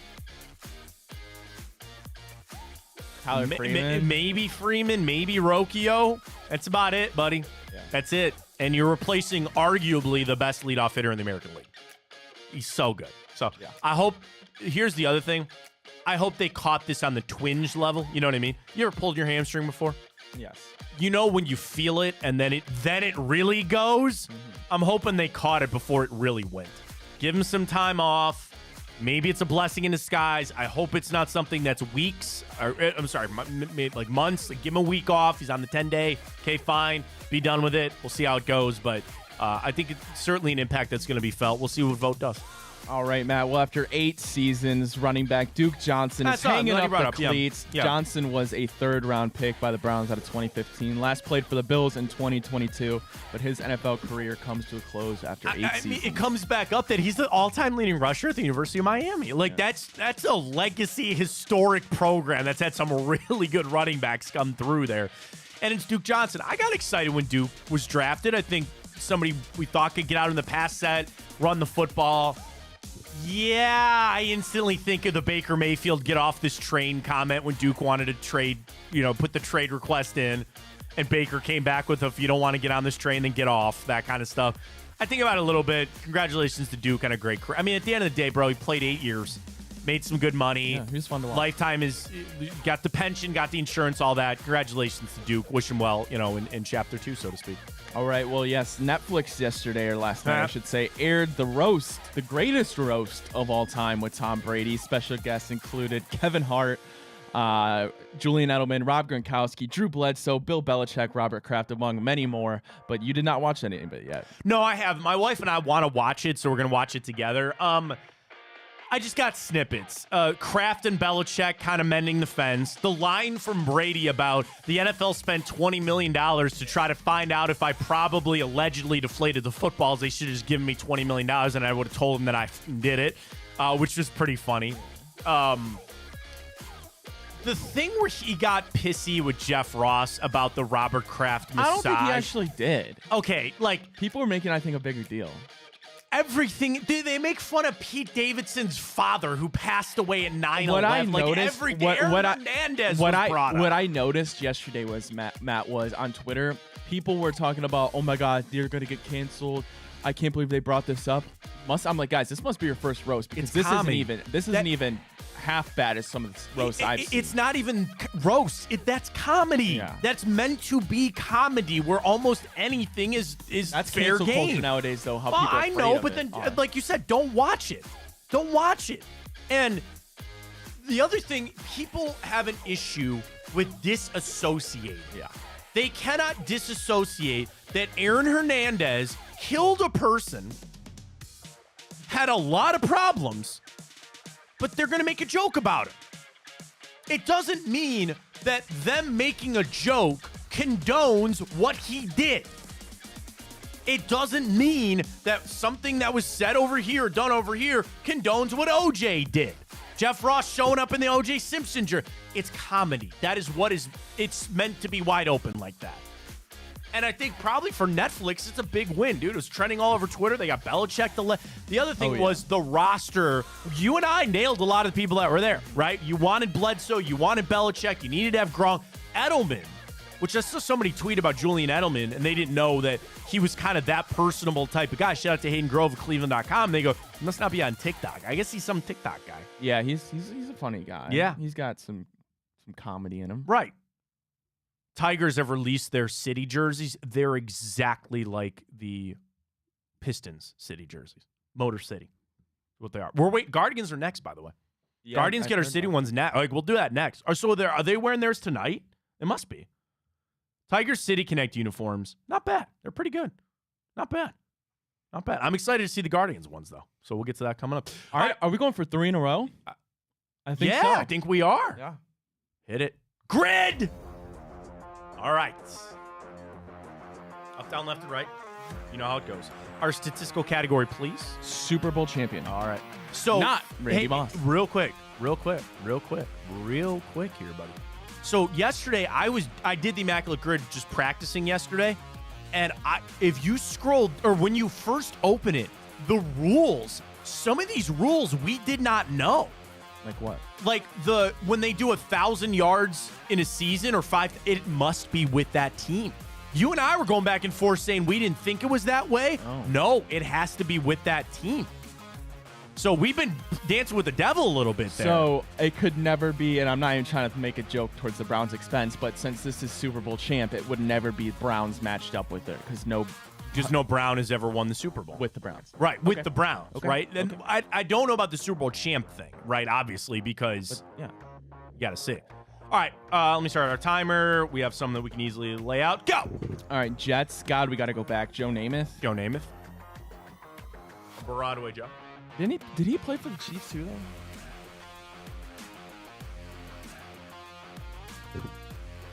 We can figure out someone else. I think he did. But who else are you going to name for Super Bowl champion with the Jets, you know? See, that goes back to somebody like that had just been there. No, he went to the Rams. So we're good. Joe Namath, Tom Brady, Peyton Manning. Or John Elway, but I know people in this town hate John Elway, so good Peyton. Wait, Peyton doesn't work for the other one, right? No. Oh, okay. All right. Oh, let it rip. All right, here we go. Big picture, what are we feeling here? Big picture. Man, nothing's jumping out. I'm running through some of the quarterbacks here.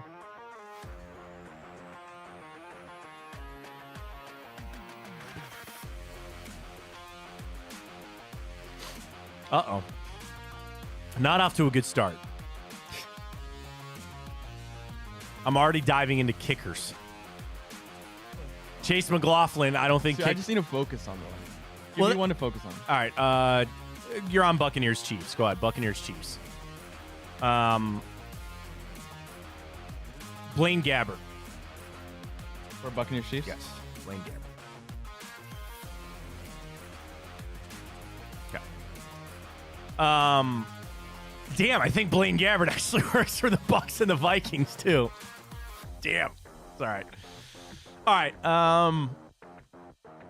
Yeah, man, nothing's really like, it's not like a big quarterback. There's not like a big wide receiver. Stephon Diggs going down Minnesota doesn't work for either one of those. Broncos Chiefs. There's got to be one.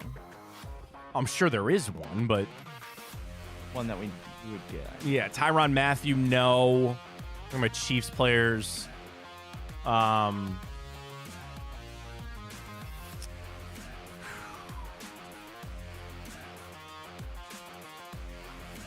Keyshawn, Jets, no. Chiefs, I don't think the Vikings. Oh, Chiefs, Jets. Yeah. Mecole Hardman. Okay. All right, we're in there. Good. We can try to finish out Broncos, Chiefs here.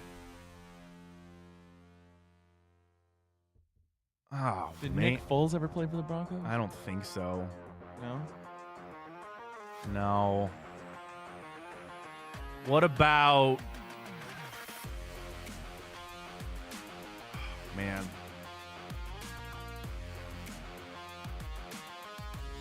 Trying to go to like other backup quarterbacks because you would... God. Man. We are in the blender right now with this. All right, let's flip over. Let's just focus on the Vikings. Let's rip through some Vikings players. I feel like Minnesota always just somehow gets. Dalvin Cook? No. Wait, yeah, the Jets. Oh, yeah. You're right. Good call. See how the grid just puts you in this, man? See how it just puts you in there? All right, good. Vikings, Bucs. Case Keenum ever played for Case Keenum, Broncos. Broncos, Vikings. Case Keenum, Broncos, Vikings. Case Keenum, 100%.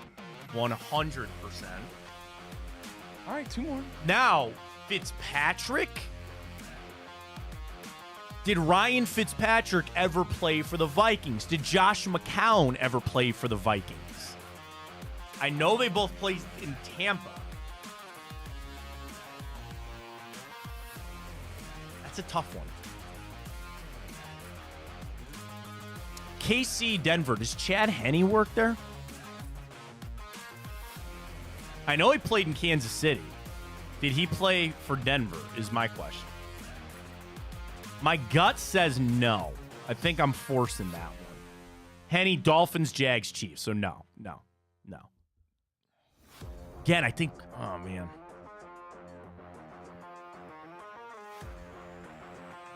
Joey Sly? I always go to him. Kicker. Man. There's some Vikings, like Randy Moss, obviously. No, that's not going to work there. Cole Beasley ever play for the Vikings? I don't think so. Adam Thielen? No. No.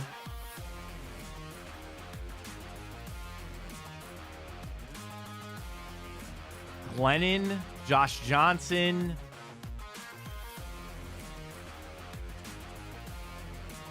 Fournette, no. Damn. Doug Martin? I don't think he played The for muscle Vikings. hamster? Isn't that what they called him? I don't think he played for the Vikings. I don't think he ever played for the Vikings either. Just check the Twitter comments. See where Guy Charles says something here for us. Let's see. I'm getting a text. Nope, not about it. Charles ain't. No? No. Damn, man. All right, we're on our own today. I mean, I feel like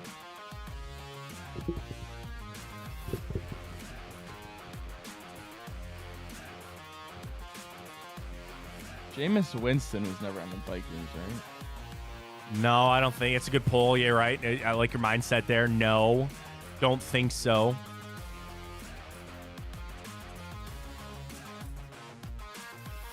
Vincent Jackson, remember him?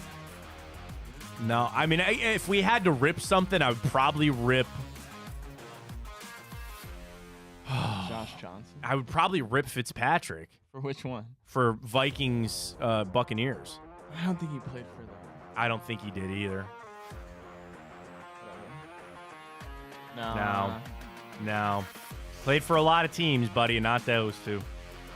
He doesn't work for the other one either. Damn. All right, just rip your final guess here.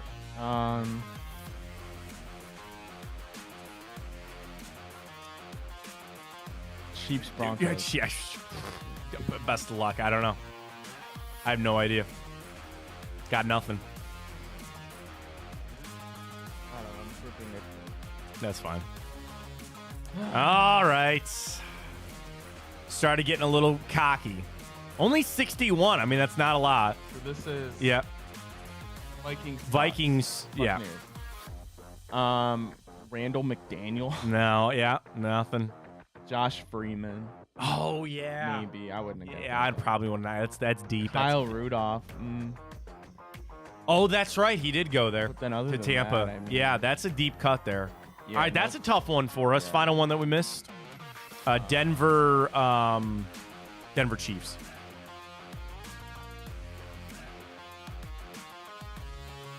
Yeah, not much. All right. I mean, Not much. Jamal Charles, duh.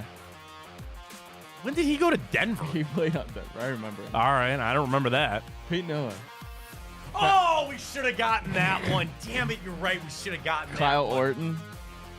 I should have gotten Kyle Orton. That one ticks me off. The other one, not so much. This one, we should have got some of those. Should have got some of those, but it is what it is. All right, diving back into the Cavs. There's the grid for the morning. We got time up coming up as well.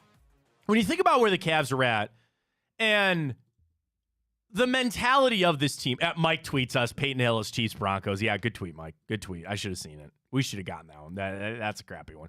I wanted to talk about the mentality of the fans right now because I look at it from this standpoint. They did what you asked them to do. Was it as pretty or as perfect as maybe you would have expected? No, I completely understand that. But I don't think anybody can deny that at the bare minimum, you asked the Cavs to win their opening round series. They did. Ryan, do you think that it's becoming overwhelming, the Donovan Mitchell, JB Bickerstaff, Darius Garland, like the other stuff? I feel like Cavs fans are having a really hard time compartmentalizing and pushing aside the other stuff that's going to inevitably happen. It's Thanos. It's inevitable that it's going to happen about Donovan with his future, JB's future, Darius Garland's future, Mobley out, all this other stuff. I feel like Cavs fans are having a hard time putting that aside. And when I think about this series that had so many ups and downs, people are really just, the lows are where you feel comfortable for some reason. Yeah, I mean, how the season went, all this other stuff hanging over, I don't know. I think it's a mixture of an abundance of things. Yep. Most notably, I'll start with the fact that the Cavs pretty much threw that last game in order to play the Orlando Magic, their preferred opponent in round 1, and it took them 7 to beat them. Barely beat them, but that's whatever. And then the fact that outside of Donovan Mitchell and a few glimpses here of Evan Mobley and Darius Garland, nobody around Donovan Mitchell looks very good whatsoever at all. And the thing is, it's still the people are defaulting to, okay, here's a great question. Is this Cavs team truly who they are? Or do we feel like they're playing above their standard? Because I am of the mindset they're actually playing below standard. And that's the difference. I feel like for some but Ryan, I feel like some people are saying, no. This is really who the Cavs are. Well, it comes down to what do you see the ceiling, the true ceiling of an Evan Mobley being? What do you see the true ceiling of even somebody like George Niang? Like, do you guys think, do you think Niang is salvageable? I don't know if he really is. The thing is, for right now, because, okay, I'm glad you brought that up. Here's the actual crux of the issue, too. I'm talking about right now.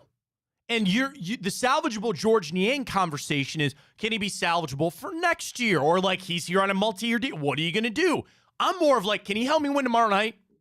And I get the same thing. It creeps on me too about Cavs are going to be looking for a head coach. What's Donovan Mitchell going to do? Where could potentially they trade Darius Garland? All of that is here. It's in the back of my head. I'm worried about tomorrow. I'm worried about, is George Niang and Max Strus or Donovan Mitchell or Darius, are we going to win tomorrow?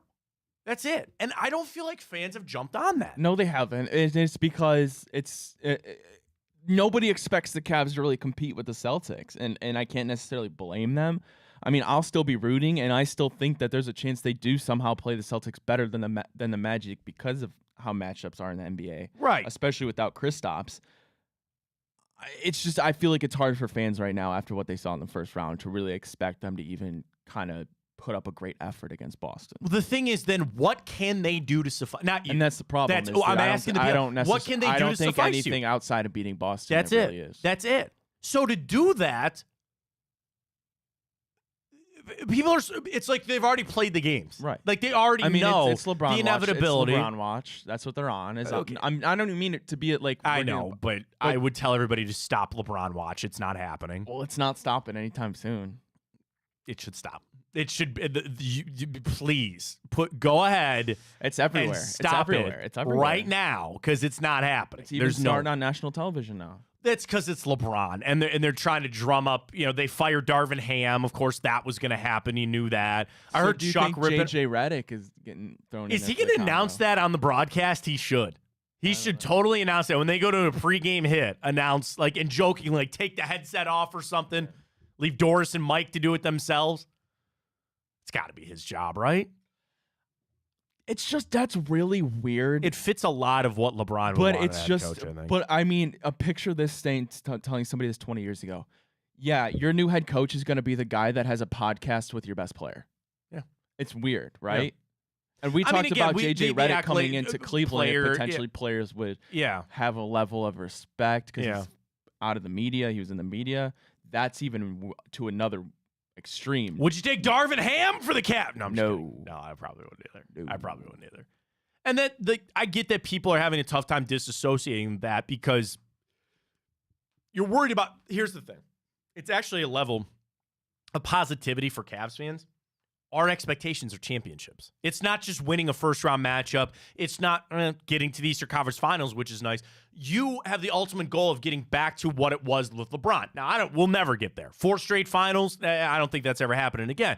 But you still have that, And that is maybe what is gnawing on some people. When in reality, enjoy the ride, man. Enjoy the ride out there. Just know that it's not going to be perfect. You are the dog in this series. Bro, I think I saw it on Tipico. Like, they're minus like 300 to win this series. Talking about the Celtics. Like, you're a big dog in this. Win a couple, play it out, see how it goes. And again, last question tomorrow. Is it all gravy? Do you feel like whatever the Cavs do here is bonus? Well, that'll be our 2 for Tuesday tomorrow. I'll tell you that right now, 9 a.m. tomorrow, same time, same channel. We'll do that tomorrow. It's all gravy for me. So I can enjoy the ups and downs of it. And the thing is, I'm guarding against the downs, where even if it goes really bad, so what? You did what I asked you to do. You already did what I asked you to do. You got out of the first round. Did you exercise the mentality demon? Did you exercise the physicality demon? That's another great question. This series against Orlando, not only did we want to win it, and that was a lot of people's ask, the other ask was, did you fix some of the problems that you had against the Knicks? I'd say you did. Yesterday was about mental toughness. And specifically, Donovan Mitchell showed up. Jaren Allen didn't play, so it's not like you could grade him on that. But maybe the mentality, I would say they passed that. They passed the tests that I've asked them to do. So now what I'm going to do is give them an even harder test. And if they fail it, they fail. But at this point, they've done what I've asked them to do and exercise some of the demons that I needed to from that series last year. They did that against Orlando. We'll see what we got against Boston. All right, we got a time hop. I said it's a jam. Jam with a lot of non-sports things, which is interesting as well. Couple of movies that we'll get to as well. We got time hop, and we got our bracket of the week, which I'm very excited about. It was opening weekend for a very important thing here in Northeast Ohio. So we'll do that as part of our bracket this week. We'll remind everybody of our boost and our contest going on, and we'll announce a winner for our t-shirt. We'll do that when we return. We got it all for you. Fontana Show, big play. Stay with us. Well, how do they know I'm doing this? Did somebody leak this out? It's social media. Oh. It's just that's the way social media works now. I thought maybe you were just running that yap.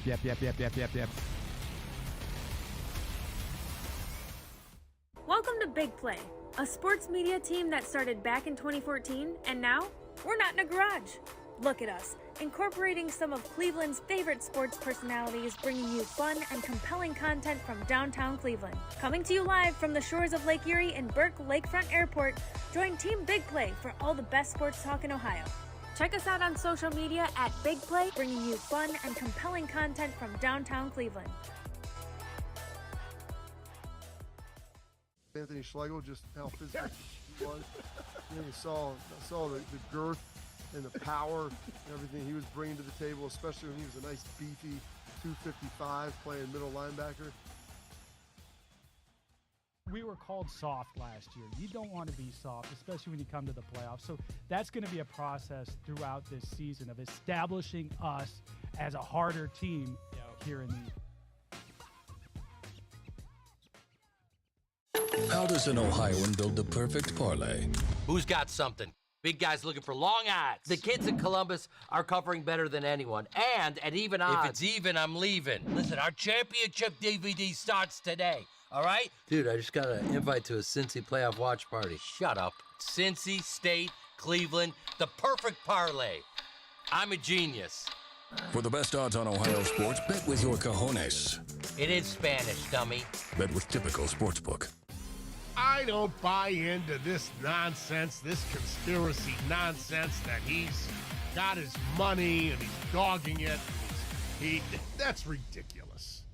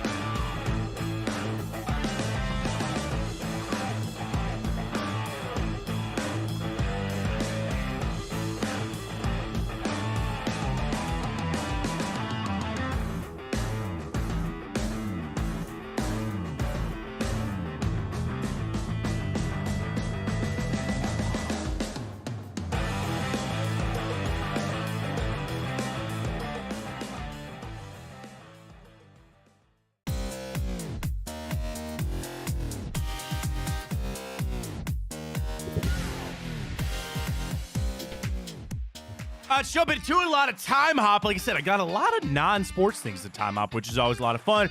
Then we'll announce our t-shirt giveaway. We'll remind people of our Tipico boost and a chance to win some tickets, go see the baseball team, and we'll get to our bracket. Welcome back, Fontana Show, right here on Big Play. We're streaming YouTube, Twitter, Twitch, Matt Fontana Show. Twitter, YouTube, Twitch. Those are the 3 places we stream live every morning. You can also follow us on Instagram at Matt Fontana Show. For all the reels, let's get to it, including 1 year ago today, Bronny James committed to USC. And I said something about Chris Holtmann at that time. Of course, I played out with Chris Holtmann. But Bronny out. He's going to the draft. I don't think he's going back to college. I don't think there's any way. I've heard Brian Winters say he feels like Bronny's going to go to the draft. Read the tea leaves on where he can go to get to play with his dad, what that might all look like. Can he get him to the Lakers? But I think Bronny's pretty gung-ho to go start his professional career. So. He'll be a late first-round pick by the Cleveland Cavaliers. You think so? Cleveland Cavaliers. I got bad news for you, buddy. Oh. Second-round pick. Not unless you're getting something back for Darius Garland over there. A second-round pick by the Cleveland Cavaliers. Yeah, we don't have a lot of first-round picks coming up. So at least we're not the Suns. Is it the Suns? They don't own their own. They don't control their own pick until 2030. It's not. Best of luck. And then Booker wants out and Kevin Durant wants out. So we'll see how that goes. Also, this day 1 year ago, the coronation of King Charles and Queen Camilla. It was obviously the first time in 70 years that they had somebody else take over. Now he's sick. It's kind of weird. Monarchy. And they're all old, right? Well, it's not even that. It's not even Prince William who eventually will take it over. It's like his kid. Who's next in line after that? Line to the throne. Hang on. Line to the throne. It's his kid. It's his oldest kid. I'm surprised monarchy. So once Prince William takes over, then Prince George. What is he, 10 years old? Yeah. 10 years old? And you better live this life, man. You better go to school. You better join the army. You got to do all these things because eventually you're going to be running countries. And it's not even just the United Kingdom. It's Australia. It's everything else that they own. Crazy time. Crazy. I'm kind of with you. It's a little shocking that monarchies are still a thing. But they had that 1 year ago today. So see how that goes for the next one. This day, 2015, Cavs beat the Bulls 106-91. It was the Eastern Conference semifinals. It tied it at 1-1. LeBron had 33, Kyrie with 21, and James Jones had 17 off the bench. Talk about Suns. 17 off the bench there for James Jones. This day, 2015. This day, 2014. Excuse me. 2014. Kevin Durant gave his MVP speech, which I think, as far as sports speeches go, probably one of the better ones. Probably a pretty good one there from Kevin Durant this day, 2014.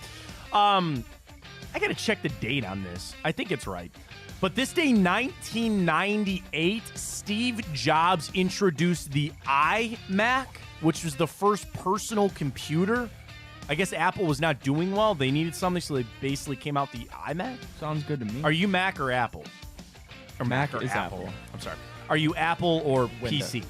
PC, yeah. PC Mac is what I'm trying to get to on. You're asking, no, it's Mac or Windows. Okay, fine. Mac or Windows? I'm Mac. I'm Windows. That's Windows, yeah. Yeah, I'm all Windows. My wife is Apple, and she asked me kind of fixing. I can't do anything. I am Windows all the way. This day, 1997, the Hartford Whalers left to become the Carolina Hurricanes. Everybody loves the Whalers jerseys, the hockey team. The Coyotes have left. They're going to pick some stupid name when they get to Salt Lake, but Hartford Whalers, man, that was a sick jersey. This day, 1997, the Rock Hall class that year, the Bee Gees, Buffalo Springfield, Crosby, Stills, and Nash, the Jackson 5, and Parliament Funkadelic all made it into the Rock Hall. This day, 1997. This day, 1987, this is for my dad, Mario Andretti set the single lap speed record in Indianapolis, going 218.2 miles per hour. We're getting ready for the Indy 500. So how fast does the F1 go? They'll go but they're never on an oval. F1 never just does an oval. They always do street courses, but if you really let them open it up, I'm sure that they would go much faster than that. Like NASCAR, when they're on the super speedways, they'd go a lot faster. They put a restrictor plate on the engine so it doesn't go so fast, because if they went so fast, the cars would go flying off the track. I saw a picture. I didn't realize. Granted, I'm not a NASCAR guy. Yeah. In the least. Oh, bit. you see the close finish yesterday? That we were talking about? No. Oh. I didn't realize how steep when they. Talladega, 33 degrees. Yeah. I didn't realize that it was like they're literally almost going sideways. If you stop, the car would just fall off. Yeah, I didn't know that. Yeah. Oh, yeah. I didn't know that. Though there's only 2 tracks like that, Daytona and Talladega, because they just go. They're on the throttle the entire way around the track.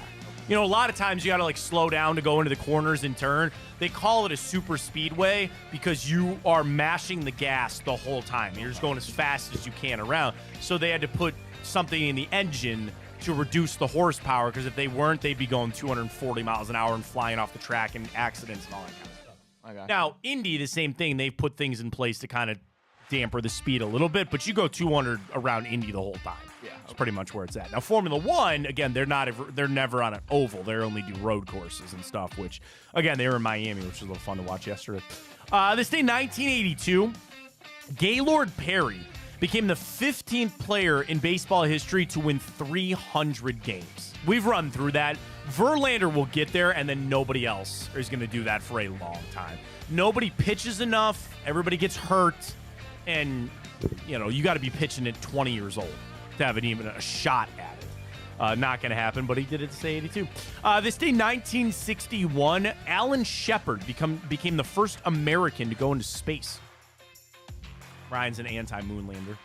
No, I've educated myself now. Oh, you have? So Yeah. so they did land on the moon? I'm convinced now. What made you flip? Just these podcasts I've been listening to. Oh, okay. They never lie on podcasts. I'm a changed man. All right, there you go. I'm man enough to admit I educated myself and I changed nothing my wrong opinion. with that. I'll never yell at somebody for educating themselves. All for it. This day, 1960, Dwight Eisenhower signed the Civil Rights Act of 1960. What's the longest you've ever run? Have you ever done a 5K, marathon, anything like that? No. Okay, in the running world, today was a big day when Roger Bannister, do you know who that name is? Do you know what he's famous for? Roger Bannister. That sounds very familiar. This day, 1954, he ran the first ever sub 4-minute mile. Sub 4-minute mile. You ever see the pace? Not even him doing a mile. Do you ever see they put the people on the treadmill that runs the pace of these people that run the marathons and just destroy? I'd fall over. Yeah. I'd fall over. And they got to do that for 4 hours or whatever it is to take. What's the mark of a marathon? Wait, didn't somebody just run a sub? No. What's the word? Somebody just ran. Was it a sub 2 marathon? Sub 2-minute mile? No. I was No, like, is that the Flash?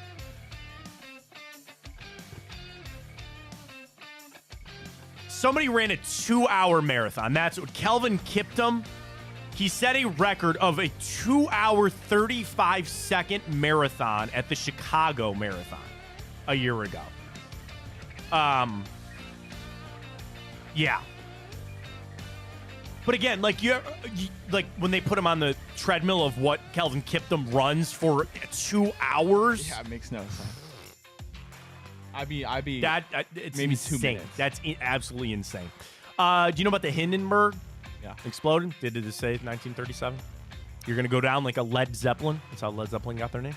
1915, Babe Ruth hit his first career home run. You want to hear a funny thing? He also pitched 12 innings in an extra inning game and lost 4-3. He's also playing against milkmen. Yeah, that's how it goes. But Babe Ruth hit his first career home run this day, 1915. This day, 1868, Martha Jones became the first African-American person to receive a U.S. patent. She invented a machine to husk and shell corn and was granted a U.S. patent this day, 1868.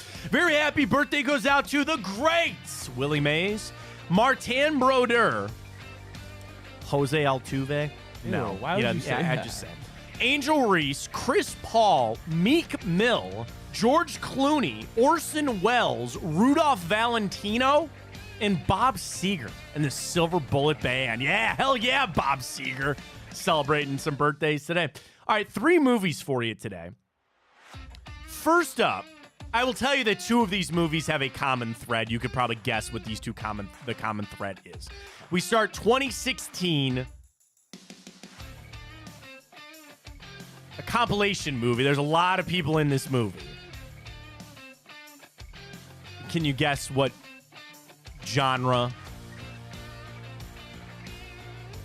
Comedy? No. What do you, like a documentary? 2016. What was that the height of for movies? 2016. What was that the height of for movies? What were the 2010s dominated by? What kind of movie? What do you mean? Like, I don't know. Like a genre? Kinda, yeah. I can think of like Harry Potter. Okay, no, okay. Another step. They made a bajillion of these movies. They made all a bunch of money. Oh, Marvel? Oh, okay. 2016. 2016, then that would have been Civil War. That is correct. My favorite Marvel movie. Seriously. It is. It's a good you one. get Black Panther and Spider-Man? Yeah, that's true. Come it's a on. good one. It is a very good one. Civil War, hands down, is my favorite one. I know people don't like, oh, they fight and all that kind of stuff. Great story arc, great comic book arc, I know. Like, Civil War is my favorite one. All right, so with that being said, I go back to 2011. This was one of the introductory movies. The first movie for this character. Then that would have been... So if 2008 was Iron Man, right? Correct. And then 2009 was Hulk. Correct. 2010 was Captain America. Correct. So 2011 would have been Thor. That is correct. Didn't live up. I don't know, something about Thor. I didn't like Dark World. Ragnarok. Ragnarok's good. Dark It's World's not bad. Absolute butt. Yeah. And then what was the second one? Dark World. No, when Thor... So then It they just made went- 4. It was Thor the Dark World. Yeah, which sucked. That's Thor what- Ragnarok. Yeah. Which was great. And Yeah. then Love and Thunder. Which Oh, was, Love and which Thunder. was also not very good. Yeah, not good. That's it. That's exactly right. That's exactly it. One more Thor movie coming out, by the way. And then it's his last one, I think. He's got to be Supposedly. done. They're all done. I don't know. I'm sure they talk so much about the fatigue and all that kind of stuff, but I don't know what their future is for that. I need to flip over and get a little Batman though, is what I need to do. All right, next up, our final one. So this one, okay. I was looking this up because technically the date wasn't right, but it was released in the United States this day, 2005. I remember watching this movie in class because they like, you know, in school is what I mean, because they thought that this was an amazing, like, what's the word I'm looking for? It's like a reflection of our society or something like that. The Giver? No, 2005, an ensemble cast: Sandra Bullock, Don Cheadle, Matt Dillon, Jennifer Esposito, Brendan Fraser, Terrence Howard, Ludacris was in this. That's not Hotel Rwanda. No, it was like a episodic thing. It all started with something that happened to somebody's car. Someone's car. Oh, Crash? Crash is correct. Yeah. I have not watched it since I watched it in school or whatever. I haven't even seen But it or was read like it. the family. But I know it's like a famous book. Right. There's like... Right, like Brendan Fraser's married to Sandra Bullock, right? And then the car accident, like, I don't know. I haven't watched it in a long time. I have not watched it in a long time. But yes, Crash, this day, 2005. So well done on your movies, Ryan, on that side of things. All right, let's get to it. You want to announce our winner first up for our T-shirt? Yeah. What do you want to do? We got a lot of things. We got to do T-shirt, we got to do the bracket, and we got to do our Typico stuff. What do you want to do first? T-shirt it is. Boost? Fine. We'll go to the boost. There we go. Typico. Here's how it goes. We are going to do this until the wheels fall off. We are going to do the same boost for the next couple of days. It could end tonight. I don't know. But here's how it works. Go to Typico. For new customers, sign up with code Fontana150. You deposit $150. With that code, you will get two $75 protected bets in your Typico account. Here's what we got cooking with Typico. Jump on our boost. Guardians win and a Manzardo home run. Over 900 on the boost. We're going to do the same boost until he hits a home run. So he could be in the lineup, and obviously that'll void if he's not. We're going to keep it going. Now, not only could you potentially win the boost, we are going to give away 2 tickets to a baseball game. You know who. We just can't say the name. 2 tickets to the team that Kyle Manzardo now plays for everybody that bets the boost. For as many days as it needs to go on, As long as it's going, you bet the boost, and you're entered to win a couple of tickets to go see the baseball team. All right? That's simple. That's how it goes. Tipico, code Fontana 150 when you sign up. Deposit $150 and get 2 $75 protected bets. And I'll say this too, you don't have to put that money in. You just want to sign up with Tipico and get the cashback rewards, get on the boost, enter for a chance to win these tickets. You can do all that with Tipico, but just the code is there if you want it. Fontana 150 when you sign up with our friends at Tipico. Ryan, this could all end tonight. Manzardo goes yard. We'll see how inside the park counts too, by the way. Any home run could work there. That would be crazy. That'd be funny, wouldn't it? The one guy last week or something like that, his first career home run was an inside the park job. Remember Tyler Naquin? Oh yeah, that was a good one too. Oh yeah, that was Usain Naquin, as Hammy yelled it, which was always was great on that. All right, so get signed up with Tipico, get betting with us with our Manzardo boost. We'll see how it goes. Ryan, we do have another giveaway as well. We do. T-shirt side of things, our winner. Charles W. at Browns_dog on X. Thank you. Congratulations. Congratulations. We'll be in touch shortly. We will be DMing you to win the T-shirt. So we'll do that from time to time. We got some cool merch here. Yes, maybe we were the kiss of death to Stephen Kwan. I don't know what to tell you. But that is a T-shirt. Congratulations to Charles. He will get that done. All right, Ryan, our bracket of the week. Yeah. Cedar Point is open. Let's go. Favorite ride at Cedar Point? It's easily Millennium Force. All right. Hey, I'm signing this out right now. Our big play. It's got to be between bracket of the week in honor of opening weekend. Favorite, should I tweet at Cedar Point? Favorite at Cedar Point ride. Tweet your suggestions. 16 will fill up the bracket. Comes out on Tuesday. There we go. I just feel like it's going to be easily Millennium Force. And is it? Yeah, it's got to be. I'm looking. Hang on. I could probably name every roller coaster in that park. Oh, yeah. I probably could too. We were season ticket holders like the year after COVID, and then, of course, we just never had a chance to go. All right, so I got a lot of gifts here. Should I do Val Raven? Should I do? Oh, I got a front seat GIF on the Millennium. That's the GIF we're using. That's one thing I've never done. I want to do that. Front seat on Millennium. It is a doozy. Second. It is. You got to wait, obviously, because that's even longer. Front seat on the Maverick is also awesome. I would say the running is going to come down to Steel Vengeance, Maverick, Millennium. Maybe Dragster just for the clout it has, but it shouldn't. Val Raven is pretty cool. Okay. I don't like Gatekeeper. Something about Gatekeeper. Okay. I don't. Not a huge fan. See, I'm not the big Raptor. Fan. See, I'm not a big fan of the Raptor. What? It's fun. That is nostalgia to my core. If they ever get rid of Raptor, I'm going to cry. I hope they got to remodel a lot of that. They got to take in a lot of stuff. I was sad when they got rid of Disaster Transport. You ever go on that? Is the one inside? No, I don't. It was over by where Gatekeepers. They had to tear it down to put Gatekeeper up. They had a roller coaster that was inside. That's cool. Oh, it was awesome. I loved it. Oh my God. You can't forget about Rougarou. Because it used to be, was it the Mantis, the one that you stood up on? Yes. Yeah. I always got off that with cramps in my leg. Yeah. But Rougarou is great. I really do like that one. Iron Dragon. I think no. It's still they there. redid it, didn't they? I think they redid it. And then like the Skyhawk, absolutely not. Oh, I can't. I hate Skyhawk. I hate it. Windseeker. Oh, well, Windseeker, Max Air. Hate it. I lost my phone on Max Air one time. Yeah. I felt it slip out of my pocket. I tried to kick it with my foot. I get off the ride, and the ride operator goes, "Somebody lose a cell phone?" I was like, "Yeah." They go, "Somebody caught it." I go, "They did?" And they're like, No, it was in 1,000 pieces. And they're like, "I was just kidding." I'm like, "You jerk." Yeah. So Max Air is fine.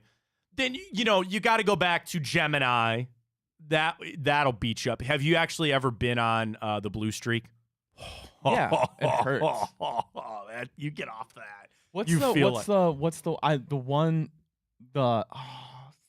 the silver something or bullet? Oh, Magnum. Magnum. That one's fun. That'll beat you up a little bit. You want to know the creepiest thing about Magnum is going up the hill and just staring at the parking lot. Yeah. That and the same thing with Millennium because you just stare out on the lake to see how far. My legs. Magnum will beat you up. Magnum will beat you up a little bit there. And again, we said ride, so it's not just roller coasters. You're right. We're putting the old-fashioned cars have to be in there. It's my wife's favorite ride. She does roller coaster with me too, but we have to put old-fashioned. Old-fashioned. Hell yeah, man! The old-fashioned cars? You can put bumper cars in there if you want. I guess. What's the one that just goes around really fast? Oh, my God. Not the Windseeker? No. It's like you sit in a car. It's like right when you walk in, when you walk straight back. Ew, I can't go on that. You know what I mean? Yeah. God, I can't remember what it's some of it are, I think. Like at an angle? Yeah. The bucket cars, if you want to go on that. Cedar Point rides. Here we go. Top Thrill, Val Raven, Gatekeeper, Rogaroo, Raptor, Corkscrew. Didn't they get rid of the Corkscrew? No, it's still there. Is it That's the still one there? that goes right in the middle of the park. Isn't Yeah, it? but I thought they were getting rid of it. I don't. Last time I was there. Rides and experiences. I want to go rides. Attraction, rides and slides? Sure. I just want a list of all the rides. Balloon Race, Atomic Scrambler, Cadillac Cars, yes. Cedar Creek. Cedar Point Lake Erie Railroad, that one. Oh, you got to get on the train. Yeah. Corkscrew, Dodge 'em Cars, Flying Race. Hang on. I got to find what that one is. Gatekeeper, Gemini. Iron Dragon we talked about.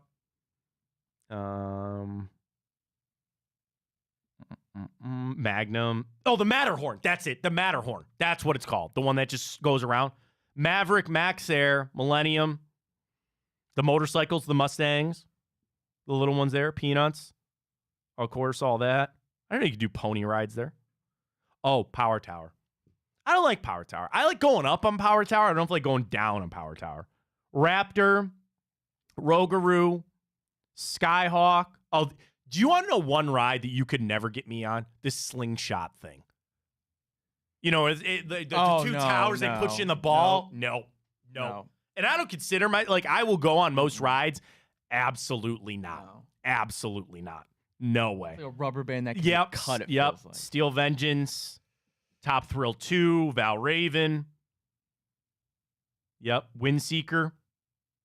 Yeah, I don't like Windseeker either. But that's it. So vote on that at Matt Fontana Show. Or I send it out at Matt Fontana 83. We'll retweet it and get it all going. Quick for your tonight. What are you feeling? We got 2 NBA games here real quick. I forgot. Typico. What do you like? Who goes tonight? Hang on. Stand by. I don't have any of my. Nick, gotta be Knicks Pacers, right? Yeah, Knicks Pacers are tonight, and then I think. And then is it Nuggets Timberwolves? Yep. Or no? Pacers, Knicks, Nuggets, Timberwolves. Who does Dallas play? They have the Thunder. That starts tomorrow. Ooh. So, because that's a weird thing. We only have 4 games. You're only ever going to have 4 games left. I know, which is crazy. That's kind of crazy if you think about it. Cavs are one of the last, what? 8 teams. There's only 8 teams left. Yeah. All right, Pacers, Knicks, 5.5 on the side of the Knicks. Yeah, probably. And Nuggets, Timberwolves, you want a lock for tonight? Nuggets are winning this game. Get back on track. Nuggets are winning that game. I'm going to take them -5, and I'll take the Knicks -5. So hammer Timberwolves. Fade. Go ahead and fade it on away while you're at it, buddy. Go ahead and do it. I could do the imperfect parlay on that if I really wanted to, but nonetheless, that's up. Typico bet place. Let's rock with it. All right, appreciate everybody joining us today. Don't forget, Hanford tonight, Big Play Cleveland show with Jensen Lewis and Blake and Greg Williams with Come Get Some, and we'll talk to you 9 a.m. tomorrow right here on Big Play. For Ryan Tyler, I am Matt Fontana. As always, take it easy. Well, how do they know?